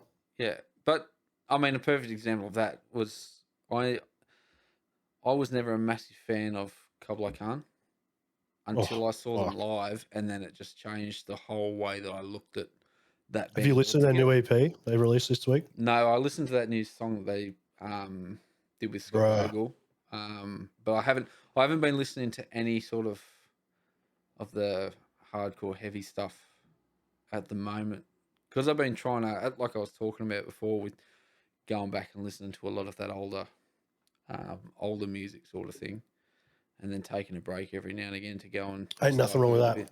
Yeah, man, it's just to break it up. For a long time there, I was just listening to heavy stuff, and I felt I was getting a bit like Dave was talking about, where I always cycle music, man. Yeah, but like we're talking about, even with the TV series, I was getting mundane. It was hard to listen to something and differentiate it from things that I was listening to before. Bro, I'm not gonna lie to you. Until probably the last maybe 2 or 3 weeks, I hadn't listened to anything heavy for months. Dude, I actually months. The only heavy stuff that I've listened to lately, and it was because I was sitting in the shower and I thought, fuck, I haven't listened to those guys. No, just mark my words. Did you say you were sitting in the shower? I always listen to music in the shower, man. Yeah. No. Sitting down? No. When I was in the shower. Okay, fuck. I was like, all right. Even though I'm not. Man, if you know my old man, yeah. Probably sits down to wank. I'm built on water restrictions, man. I'm afraid to sit down. I'll tell you that story another time about fucking water restrictions and my old man, but bring them on. It's yeah, out of the blue, I just went, fuck, I haven't listened to Mark My Words in ages, and that led me down to. They actually, I think, this week just got their EP put onto Spotify. Yes, that and I wasting time pushing buttons. Yeah, yep. Because and it was Luke that put it up, and I saw it in his story, and I'm like, holy fuck, I haven't listened to this shit in ages. So yeah, awesome. But then that led me to listening to Break Even. Fuck yeah. The oh yeah, I like that. That's when a heart breaks, no, it don't break even. What am I supposed to do? I'm gonna make you a playlist of Aussie. I already have the Scripts whole album, mate. No. I'm gonna make you up a pieces. Yeah. I'm gonna make you up a playlist of I've Aussie seen them hardcore. Yeah. That you'll probably enjoy, but. Yeah, Chuck, that's what I'm saying. I want to if you guys are like, you know, the way we did the music that changed us, and I'm like, here, listen to this Metallica song and this, like, give me a good entrance into some bands and then that can be like, okay, I want to delve into this, you know, like, well, that like we can get into it. It's a lot of the stuff that Receey made me a couple of mixtapes early on in the day, right? Because I was listening to punk, bit of metal. That sort of stuff. And then when Receey and I started working together, that was where he really introduced me to hardcore. And that was bands like Miles Away, Break Even. There was a split with Something More, Break Something Even More. Yeah, that was a fucking awesome split. But those sorts of Aussie hardcore bands, I think you would enjoy, because it's like a mix between melodic hardcore and then heavier stuff. So I think you'd like Mindsnare. Yeah, I think you would. I think anyone that's a metal fan can enjoy Mindsnare. I'll throw some Shinto Katana in there for him as well. And I don't think you'll like Shinto. No, but I'm going to put it in there anyway. Is that too like member of the Parkway? Yeah, it's too mosh for him. I don't care. It's going on there. I hate the way you say that, by the way, but it's all good. Because use our pussy moshers. Just saying. Talk about not knocking motherfuckers down and going one-on-ones. This guy. This but yeah, talking like that, get you slapped, mate. That's what I'm asking for. That's what I'm asking for. But I'll make a list. I'll put it on public so that everyone can sort of have a listen to it. But it'll be a bit of everything on there. I might actually see. Not too much. No, man. A lot of the music that I don't even know what that means. So give me, even tell me what mosh is. Like, we've all got Spotify, right? Yeah. Let's just. What do you mean by mosh? Like what is your definition, Receey, of mosh? Like Shinto is just dirt heavy.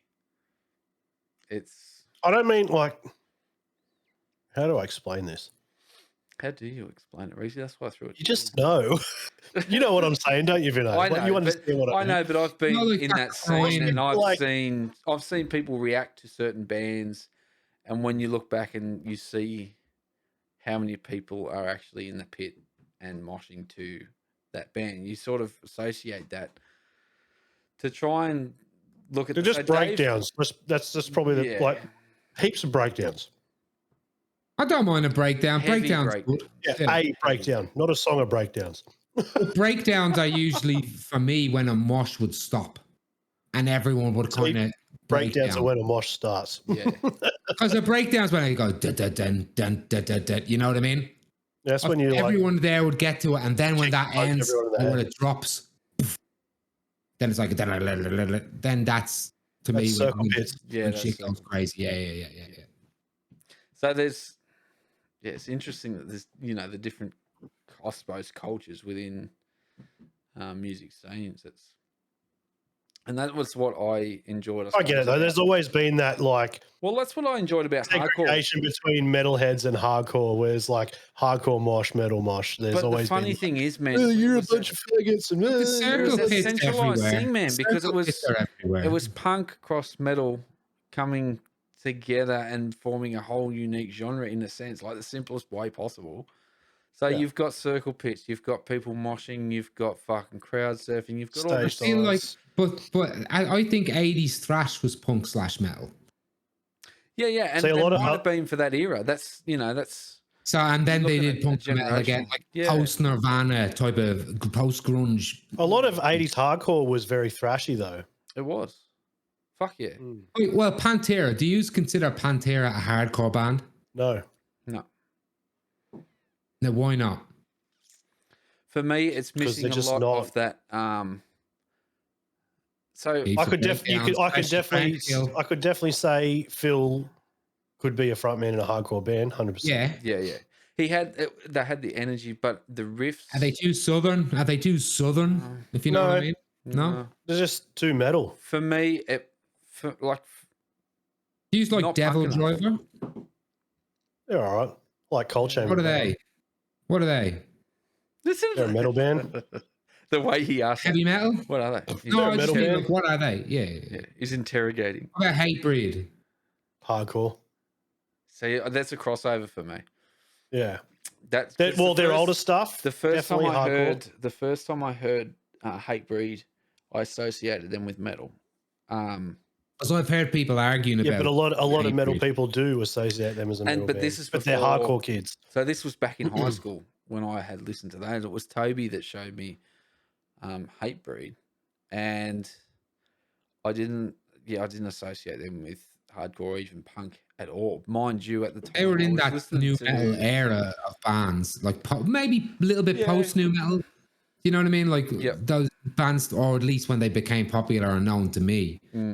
Well, see, they started in '96. At that particular time, for me, a lot of those bands started. Punk, I was listening to early AFI, so not Sing the Sorrow, that sort of stuff. I'm talking Shut Your Mouth, Open Your Eyes, that fast, thrashy, hardcore, punk stuff. And that's what I associated punk with. And then, delving into Pennywise and Bad Religion and those sorts of stuff. So anything heavier than that was metal to me. So with Hatebreed, when I heard them, I went, "Oh, that's metal." I do you go further back with punk? Like, do you go like Stiff Little Fingers, Cockney Reject type of British? When I say I'm going back, like I've been listening to Ramones, Dead Kennedys. Yeah, when I say I went right back, I've gone back to its basis essentially, and going back through and listening to where, like, the punk that I listened to when I was a kid, its roots and how it got to there, and a lot of the history involved in that, and it's out of pure interest. Like surf music, almost. The Ramones was kind of like that's like, like that. You could, for people, like, they could listen to some Ramones songs and go, "Oh, I associate that almost with rock and roll." Pop rock. Well, that's a lot of the punk scene before it was even called punk was just these fucking kids trying to play rock and roll their own way. That was a bit more distorted, a bit more fucking chaotic, and a bit more like this. You look at Joey Ramone, man. Like, if you see a picture of him early on with the long hair, they're wearing the leather. You'd look at them and go, "Oh, they're just a rock band sort of thing." And but his influence, that whole band's influence on punk, I was Sex snobby Pistols and those sorts of, for a long time. Sorry, I was snobby to American punk for a long time. And that's because it is a different scene. Because Ramones and all, and New York Dolls and all those bands are different. But as they started to get more into, I don't want to say pop punk, because even that's a bit of a cop out, because even stuff that people would call pop punk is pretty fucking. Man, there's punk bands that have written songs that you would class as pop punk. So you look at Rise Against, for an example. There's a lot of songs that they have that you would probably classify borderline pop punk, but at the same time, even NoFX has a little bit of. They've got, you know what I mean. But they do it. I think they do it. 1 minute songs and shit. Yeah, I think they do it. See, that's one thing that I do really enjoy now. Like you said before, that you really love like 8-minute songs that take you on a journey. 8-minute songs with 3 riffs fucking piss me off. Man, and you can change it up and change the drums and whatever. If you play the same riff for 8 minutes, I'm bored, dude. No, but that's why. That's exactly right. So where a Metallica will not play the same riff for 8 minutes. Yeah.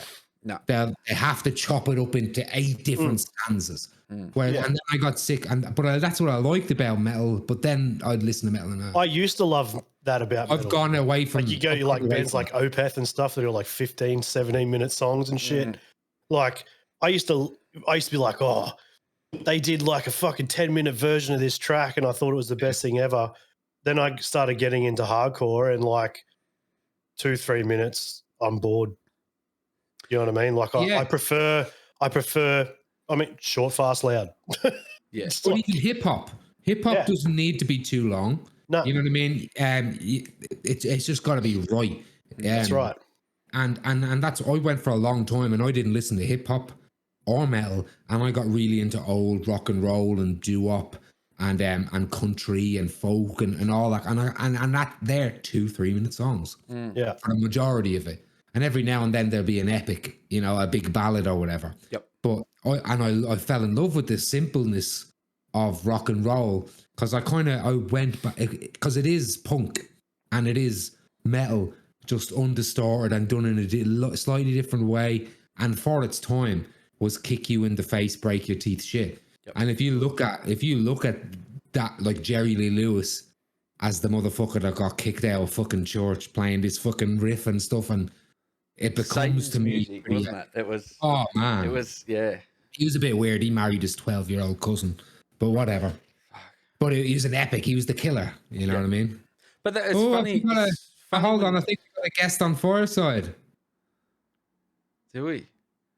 Whee! Talking. Do you get a hand wave even? Like a hand? Give one hand in there. Are you going to acknowledge it? Give Receey a handy. Wave. It'll be a finger. It'll be the middle finger. Yay! We're going to edit that out. Just a little wave. Gonna edit that out. Yeah. For royalty purposes. But it's funny. She's nightmaring. Nightmaring? She have a nightmare? She want to talk about I think so.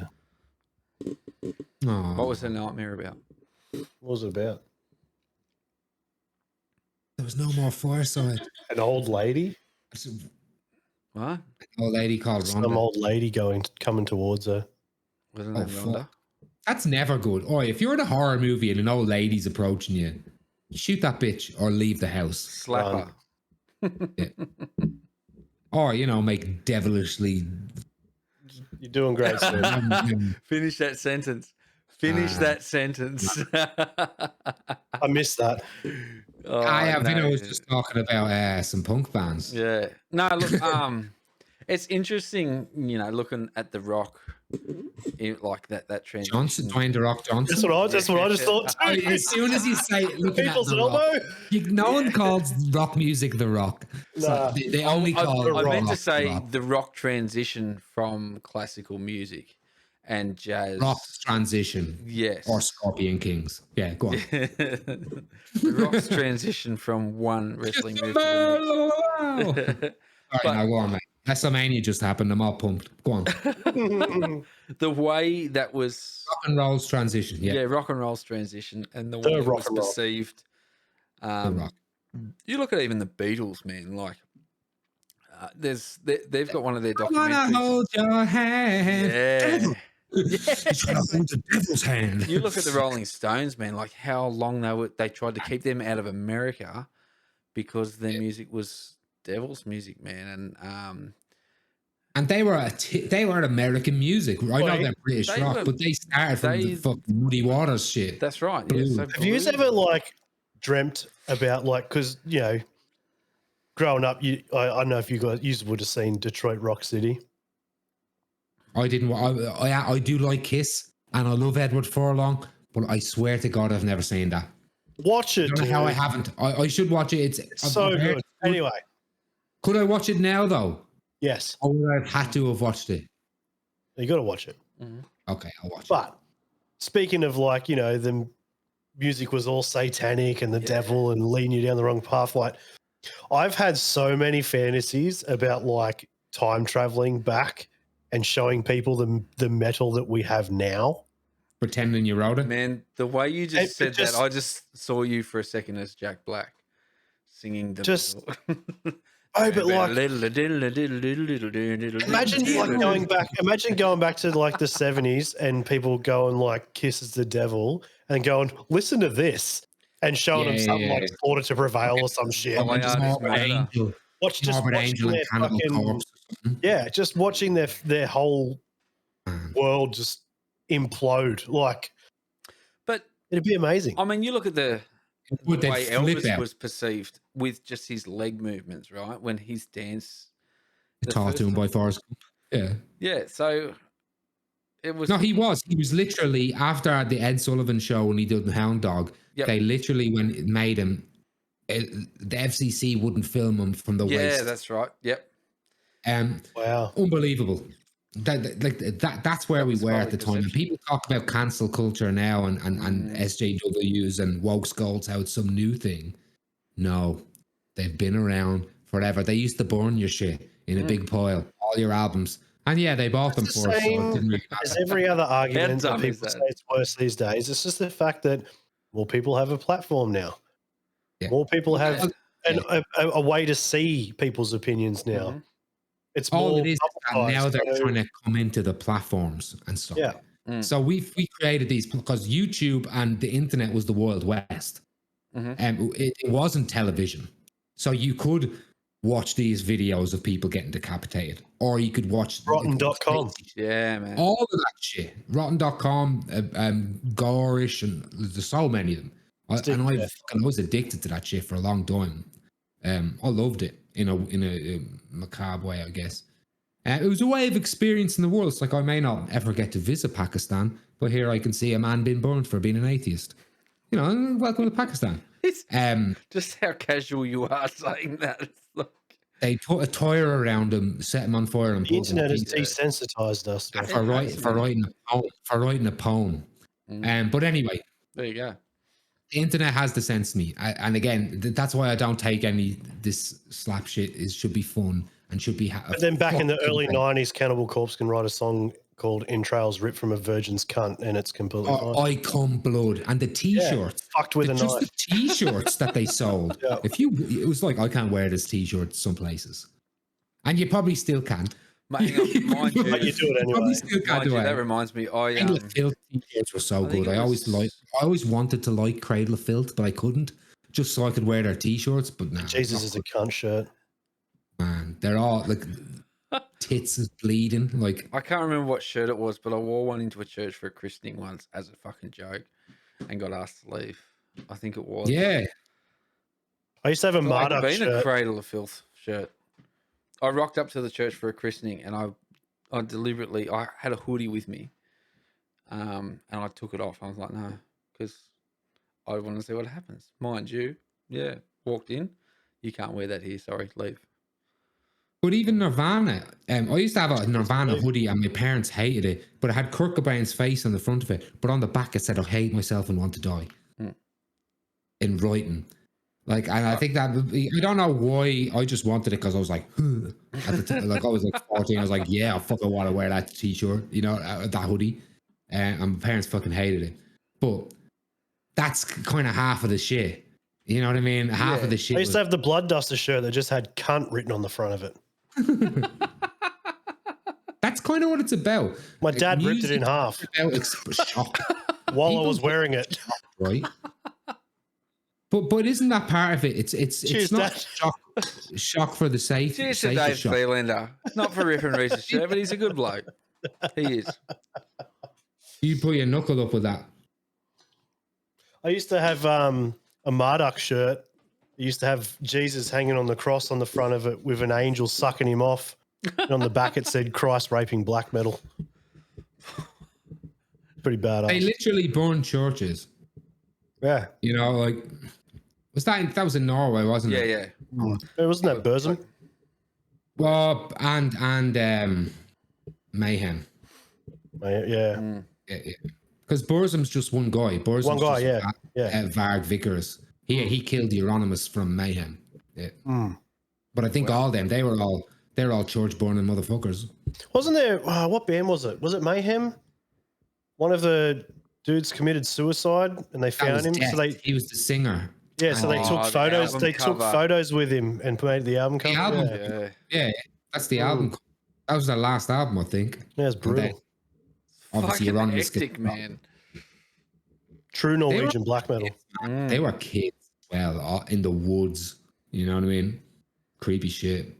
Fucking insane. I used to love black metal back in the day, bro. They fucked it in the 90s for metal. Because as soon as that shit, they're burning churches. They were living that shit. I used to love black metal back in the day in high school, man. Can't stand it. But I appreciate it. I appreciate it for what it is. So I never really got into love it. Black metal. But even Burzum, that's terribly produced shit. Like, it's horrible. But you can tell the riffs are good and the melodies are good, and also it's just bad production. It's just terrible production, yeah. Because they're all just a bunch of people who's doing it off their own backs. Like, but that's half of what the sound is. You know what I mean? It's kind of good. I don't know. But then you get other black metals like Dimmu Borgir and stuff. Not that people really class it as black metal, just overproduced. Yeah. Same Cradle of Filth. All those bands are like, and I can't get into them. They're overproduced, screechy. They're kind of like, I like most Cradle of Filth up, and I haven't really listened to anything after that Nymphetamine album, so I don't know what they're like now. But they're I like it. They were good. Cradle to Enslave. Yeah, sick film clip too. I think I only ever heard, even though I was wearing, like I was saying, wearing their shirt into a fucking church. I think I'd only ever heard a couple of their songs that you'd showed me, Reece. Never really got right into it like it was. Their t-shirts were badass, man. That was the thing. Yeah, their logo. Good merch. Same. I always wanted to be into those bands, but I couldn't. But like Morbid Angel, I loved Morbid Angel. The look of their shirts and all that shit. And there was a couple of Blasphemy, the Holy Ghost. It's a couple of good songs, but it was like I just can't. It feels like a gimmick band, even. And I hate to say this, and everyone's gonna hate me being an '80s trash dude, but Slayer, even Slayer to me, kind of feels like the same song every now and then. I think they've got like a couple of good albums, but after that, it's like the same fucking shit to me. But I appreciate it, and I'll keep listening to Slayer. But to me, they're a bit of a gimmick band, a little bit of a gimmick band. The hate. Yeah, well. If you thought we had haters after the last episode, you're going to get roasted this week. Tell you what, if you don't like Slayer, Kerry King's a bitch. Tom Araya is a piece of shit, and Jeff Hanneman, stay there. Oh, if you don't like what we're saying or what Dave's saying specifically, I'm just joking. The whole point. Cut this, Vinno. Let's do it. All I'm going to say is, if you don't like what we are saying or what Dave's saying, that's a slappable offense. Come on, and let's have the fucking conversation. That is a slappable offense. Saying that shit about Jeff Hanneman and Slayer is a slappable offense. I'll give you that. No, I'm just gonna. No. That's going to be the whole episode. I'm just going to play that line over and over. But we're nearly 2 hours without a piss break too. That's pretty impressive. We have done well. Although recording time, we're probably only about an hour 30 hours. Because we're waiting on Reece the whole time. That's fine. Well, if he did have a couple of tech difficulties, he did. There's Reece on Jameson, and then there's his keyboard on Jameson. Yeah, that's right. And Reece on Jameson's on time. Sounds like half Reece's house has been on Jameson this afternoon. He's 5 minutes early and shiny. Reece has one sip of Jameson and just fucking tosses it around his fucking room. It's what I do. Gets white your way. Fucking unbelievable. What do you do? I don't know. Do you want a piss break? Are you needing a piss? Right. I don't need to piss. Yeah, I don't need to piss. I haven't broken the seal. I've only had 2 beers. I'm just snacking on donuts, dipping it in chocolate. I just piss. I just piss when I want to piss. He's got a bucket. But if you haven't got a shit bucket, you're not playing Battlefield. Have you seen those computer chairs with the fucking arses in them? When you get their toilets, man. Sounds like a South Park episode. That's some lack of touching grass shit. Yeah. That's some. And that dude, remember that kid who died because he played for like 2 days? World of Warcraft and his legs too long. Fucking died. But he died didn't he die in a internet cafe? Oh man. Those motherfuckers were charged to a fucking hour. I mean, you got to sleep eventually. Do they still have internet cafes with LAN parties? Surely not. I mean, no way. Not with parties, they were a massive thing. Do they still have arcades? Like, it's that sort of question. I see arcades, but I don't see a lot of arcades. That's a bit different. Oh, hang on. Yeah, everyone has access to the internet on their hand. Who remembers Sega World? Fuck yeah. Sega World was the bomb. Sega, fuck. That's all of a sudden. Sega World. Where's that? Darling Harbour. Yeah, it was. It was. No, I wouldn't have been here for that. No, that only just popped into my head the moment I said arcade. I was like, 03 I came here. That would have been before that, surely. Done. Yeah, it was in the 90s. Sega have a console then? I don't think so. Yeah. Remember when they first started doing VR, you could play VR there. No, I don't think I was there for that, but PlayStation had took over by that time. Well, I think 97 was the first PlayStation, right? Have a look. Fuck yeah, man. I've still got PlayStation 96 was my favorite console. Even though I probably played Sega more and Nintendo more. 96? I'm looking 27. I'm looking up now. But fucking man, when PlayStation came in, Tomb Raider, Crash Bandicoot. Yeah, dude. Man. First Abe's Odyssey. Spyro. Man. Spyro, fuck. Such a good fucking... And then you had obviously fucking all the rugby games came in and shit. Mm-hmm. I loved it, man. Oh, shit. So the GTA. First... PS1. PS1, so the first PlayStation controller. PlayStation. Or first PlayStation. 3rd of December 1994 in Japan, 9th of September 1995 in North America. So the first PlayStation came out on my birthday. Awesome. So, and same year too, right, Reese? So I've got a chipped PlayStation 1 still, and I've got a chipped PlayStation 2. So, fuck yeah.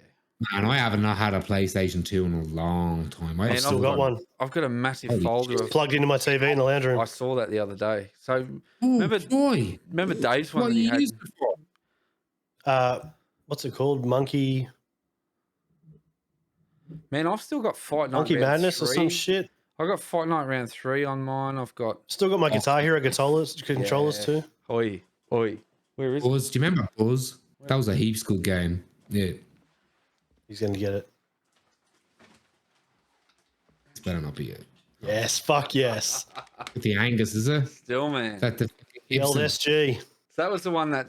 Remember that night that you dogged us, Reese, and Luda came up and we were playing Guitar Hero till I passed out. Fuck. How do you remember? You need to be more specific because I've dogged heaps of cunts. No, it was one night. Remember I'm when such you a hermit, bro. I fucking dog heaps of shit. No, well, that was so. I pulled the old PlayStation 2 out and the old folder full of games because they're all burnt. So I've got You chipped them, yeah? Yeah, well, I bought it chipped. Same with my PlayStation 1. So I bought it from a cash converters and it was chipped. Oh, okay. Yeah. So we used to go to Civic Video, hire games out, burn them, and then take them back. And Jesse, my younger brother, nearly fucked that up, right? Because we here at Fireside Yarns do not condone copyright. But we do. We do with older consoles. So yeah, Jesse, we used to go in there and hire like 5 games for the week, right? Burn them, and then take them back at the end of the week. So we were in there this one day, hired 5 games, and Mum went into town the next day, and Jesse took the games back the very next day and handed them in, and the chick was like, "You only rented these yesterday." Like, remembered the games when they looked them up on the system, and started quizzing him. And Jesse was like, "Yeah, we played them all." And she was like, "What's she gonna do?" You know what I mean? Like, she wasn't gonna do anything. But I don't know whether they could put a red mark on our fucking Norton. I don't know whether they could put a red mark. Slap him. Whether they could put a red mark on our fucking file or what, but. We were shitting ourselves. We're like, fuck, they're going to shut us down. Like, they're going to stop us. I used to do that with CDs. Folder, man. Yeah. Massive folder. Bring them back. Yeah, and the PlayStation 2 folder's pretty thick too. We've got,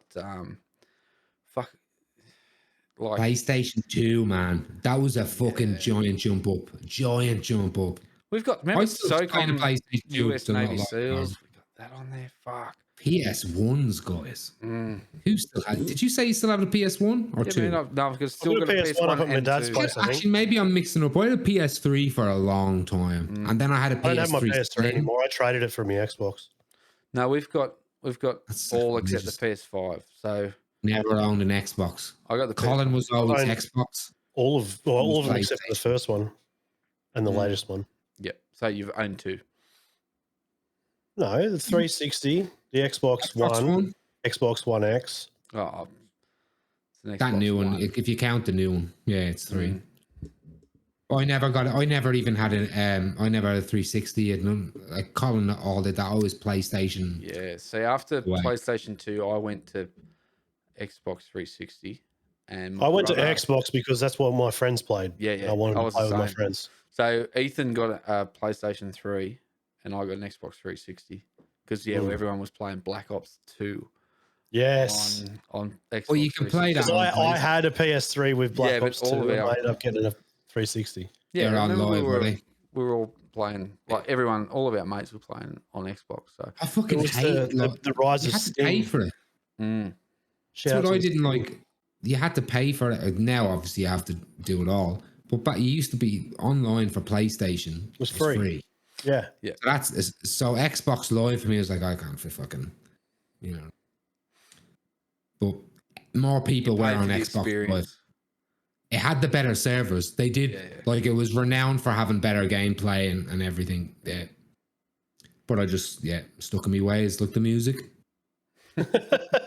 Well, see, once before that, it was PC. When it was Duke Nukem and fucking. Oh fuck! Don't get me those were the fucking Unreal Tournament 2. Yeah, Doom 2. Starcraft. Man. Even the Age of DOS Empires, games. Command and Conquer.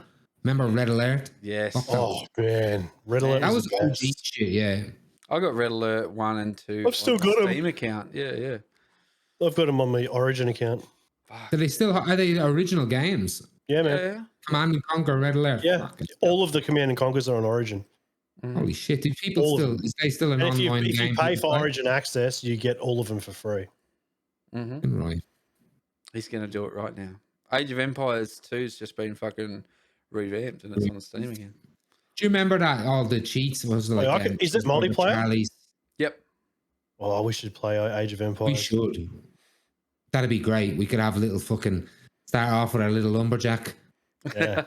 You know what I used to love doing? You know the simulations where I'd create this gigantic fucking army, and then like a little lumberjack and be like, press play, and he'd be like running, and then remember you could get Porsches or Dodge Vipers and shit with cannons. That was on the first one. Yeah, remember Photon Man, the cheat, and you'd have the cunts to shoot lasers and shit. Yeah, like, so stupid. A nod. Yeah, man. That's back at this shit. We're showing our age now. Same Unreal Tournament used to go on God mode and stuff like that. Pretty sure. Can I still remember the nuke code on PlayStation? I remember Doom 2 codes, mate. IDKFA. IDDQD. Yes. IDQD. Yep. ID clip to walk through walls. Yep. IDDQD was God mode. God mode. IDKFA was all guns. Yep. And ammo. Did they get rid of it all? What's that? And like nowadays in gaming? Cheat codes. Yeah. No. I don't know. The problem is everything's so online now with gaming, right? So they can't. It's all a lot of people campaign it. I think now, where you go and change your own, like change the whole experience. And I mean, this cunt's getting around in Elden Ring with Buzz Lightyear costumes on. Yeah, but that's like in PC. You know what I mean? I don't know about console. But like even like they do that in fucking GTA and all. But you can't do the cheats in the major storyline. Don't they shut the storyline off now? If it's single player, I think there's some that you can do. But there used to be whole websites based off cheats. There probably still is. But they re-released San Andreas and Vice City. Did you end up getting into that? It was a disaster. Was it? I heard it was like the original, but when they revamped it, man, they fucked up so bad. Like, there was Did they not just have it the same but update the graphics? If it ain't broke, don't fix it. There was I would play. I just wanted to play it again with perfect latency and maybe have an online world. You know that you could. San Andreas for me, man, is a very nostalgic game. Like I loved that whole game. City was like me just before it. Yeah, I don't know which I prefer. Because San Andreas was the cars, and then you could do all the tats and the hairstyles and all. So that was a big jump up. It was the storyline. Vice City soundtrack. Fuck. Yeah, it was the San Andreas storyline for me, like that betrayal CJ from and Big Smoke. Yeah, it was that, and that final part of the game where you were back on Grove Street and you found out that Big Smoke was involved in the whole thing, and it was just that gut-wrenching moment where you went, oh, come on, man, what the fuck are you doing? It was such a well-written story, and it had Samuel L. Jackson in there voicing one of the characters. Like it had... He was the cop, wasn't he? Yeah. Tenpenny. Tenpenny. Yeah, Officer Tenpenny, yeah. So he was on there. That was so fucking good, man. It was they had the character. The guy who looked like Eazy-E, he wasn't, because Big Smoke was the big guy, kind of. Yeah, I know who you're talking about. I can't remember his name. And it was the little easy guy. Yeah, because he was the first one that you take out when you get back, and you realize that everything's gone to shit. And I'm looking. Remember, you could watch. You could watch prostitutes you could pick up a prostitute in your car. And if you parked in the right place, you bang her. Yeah. That was a different... People hated GTA. But even when GTA was on still PC... do. Well, the first ones, PlayStation 1 was when GTA first down came on it. Yeah. I had those and you were too. on the frenzies and all with the bullets, so you could see the bullets swarming through. Fuck that, and just... Fuck, that was so good. Slamming Rockstar do make some fucking amazing games, man. Red Dead, man. I haven't played the second one. I want to, but to me, it's like, where do I have to? It's kind of like music. I could be listening to politics. But to me, music and games, you have to put hours and hours into them. Like even Call of Duty, I won't play that every now and then. I have to be playing it. You know what I mean? Otherwise, I'll get so frustrated with how shit I am at it. You know? Ryder, sorry. Just that easy looking motherfucker was Ryder. Ryder, yeah. I had to look that up. Okay, look, he was easy. He's supposed to be easy. Definitely. Yeah. And man, you were tricking out all the cars and getting paint jobs and shit. Yeah. Remember? Oh, was it? Yeah, it was San Andreas where if you left him for ages and didn't work out, you get a fat fucker. Yeah. You become fat. Yeah, well, yeah. If you ate heaps of takeaway food or you didn't work out, you'd lose that muscle. It was groundbreaking for those sorts of things where you had to maintain yourself. And you'd leave your dude, like you'd leave your room or whatever for a while. You'd come back and be like, fuck. Fuck.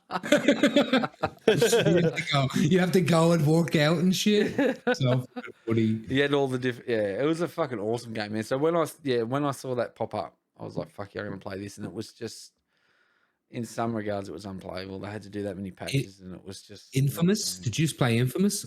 I fucking loved Infamous because it was like GTA, but you're a superhero. Yeah, okay.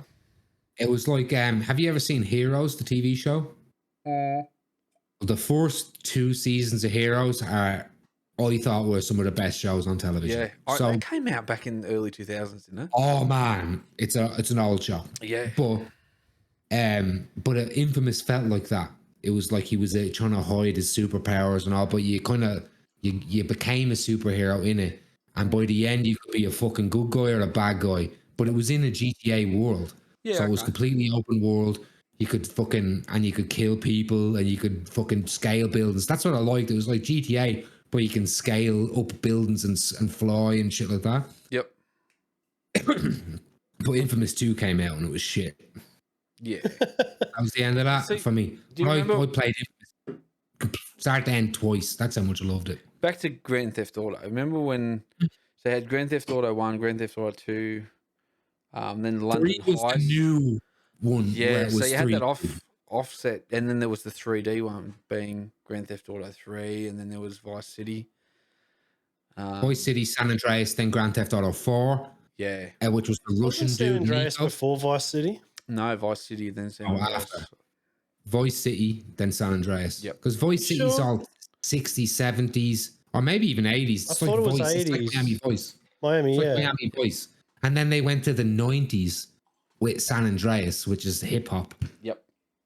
And then they went to the Russian dude, Nico. Yeah. And then it was the 3 dudes, GTA 5. 5, which is the current one. Yeah. The current one. That's been out fucking so long. 2013, I think they come out. I cleared that game, loved it, and then I never get into the online side of it. I remember I played online for a little bit, and there was a user with a girl's name, and there was just heaps of cunts just jumping around her because she was a girl. So she couldn't go anywhere. There was just dudes like... The internet for women was bad time. Well, I know there was people... What do you mean was? Up them. If there's a girl in Call of Duty still to this day, you'll still get the simps. Yeah, bad. Or the opposite. But all power to them. I don't know how they stick around. Except, never mind. They're probably just not on mic most of the time. But I would stay off mic. Yeah, I'd be blocking cons. I mean, heaps of people have been up Rockstar and that for putting out the GTA game, but in that time they put out Red Dead Redemption 2, which was a fucking I haven't played it yet. Game, man. Did you play it? Yeah. Played and finished it. Is it good? Did you recommend it for someone who loved I loved the first one. Man, remember that first one at the end when John Marsden fucking died? I mean, in the barn, and then I hated the end of it because you had to be his son, and I was like, I hate this fucking who's this kid Marsden? What's his name? Jimmy or Marsden or whatever the fuck his name was. I'm like, bring back John. He was so much cooler. He was like a Hicksy. He was like playing with Hicksy and then playing with fucking some shit con. You know what I mean? But it was fucking hectic, that barn scene. I played through that. Can't win, I mean. No. I played through that about fucking 10 times. I'm like, no, I'm bound. Like, I've got to win this shit. And every time. That's the beauty of it. You can't. No, you can't. It's so hard. And everyone's like, no, I'm going to try and get it, and you can't win, and you have to just move with the times and all. But that map, man, up north, killing bear. You could just. There were times be like, I'm just going to go hunting, and I'd go on for a night, and I'd just like I'd go into bear country and get smashed. Yep. Well, you makes me want to play Valheim. What was it? Just makes me want to play Valheim, talking about hunting and gathering. I did that just before fucking Elden Ring came out. I don't even know what that is. See, I didn't get into Elden Ring. It's pretty much Viking Minecraft. I never played Minecraft either. No, I didn't play Minecraft. I feel like it was after my time. 7 Days to Die. That's what it like. It's that sandbox type game. But we were just like there was a few. You played the shit out of that. We were fucking drunk, man, playing it, listening to like Alstom. yeah, just listen to Pirates panties while we sailed around. Sail the seven seas. No, we shall rise. We man, are to drink your beer. On repeat for like 2 hours while we've went from one side. Now that's some good gimmick metal. Oh man, that's some fucking good gimmick metal. Fuck yes. Yeah. Is there any cowboy metal except not Pantera, but like proper like we're fucking cowboys, like go out in the Clint Eastwood shit and all. That's one. That would be funny. Why is it? I feel like there's a metal for everything. Might be a genre that we need to Flanders metal, right? Mate, there's a subgenre for literally everything. I'm sure there's something. Yeah. If not, we need to start it. Yeah, probably should. That's groundcore. It's post grindcore. Yeah. It's ranchcore. Yeah. That's blue cheese core. It's blue cheese. It's rotten. It's got bacteria. Breathe. Still done. Awesome. Oh, fucking hell. Well, yeah, what fucking 2 hours of talking with nothing to talk about. It's pretty fucking good, eh? I think we did good. What are we going to title it? Oh, fuck no. That's your job. Blue cheese. Blue cheese. Will Smith. The Will Smith slap too. No, because I feel we have to. This got to be. Stop talking about it. Because it's nothing. We've got to clickbait it. You know what I mean? It has to be like Reese's Big Secret or something. Which means if you're watching this, you've been waiting for a secret this whole time, and it's not coming. Yeah, or something like that. It's got to be like shit. Or the truth about Reese's. The truth about Reese's penis. Yeah, it's not a secret and it's not big. There you go, everybody. Thank you. This has been episode 10 of Fireside Yarn. You should should put a little thing at the start of it, though. We will put a thing at the start of it. Hixie will understand, mate. It's small, but it's cute. Eh? Small but cute. See you next week. Peace.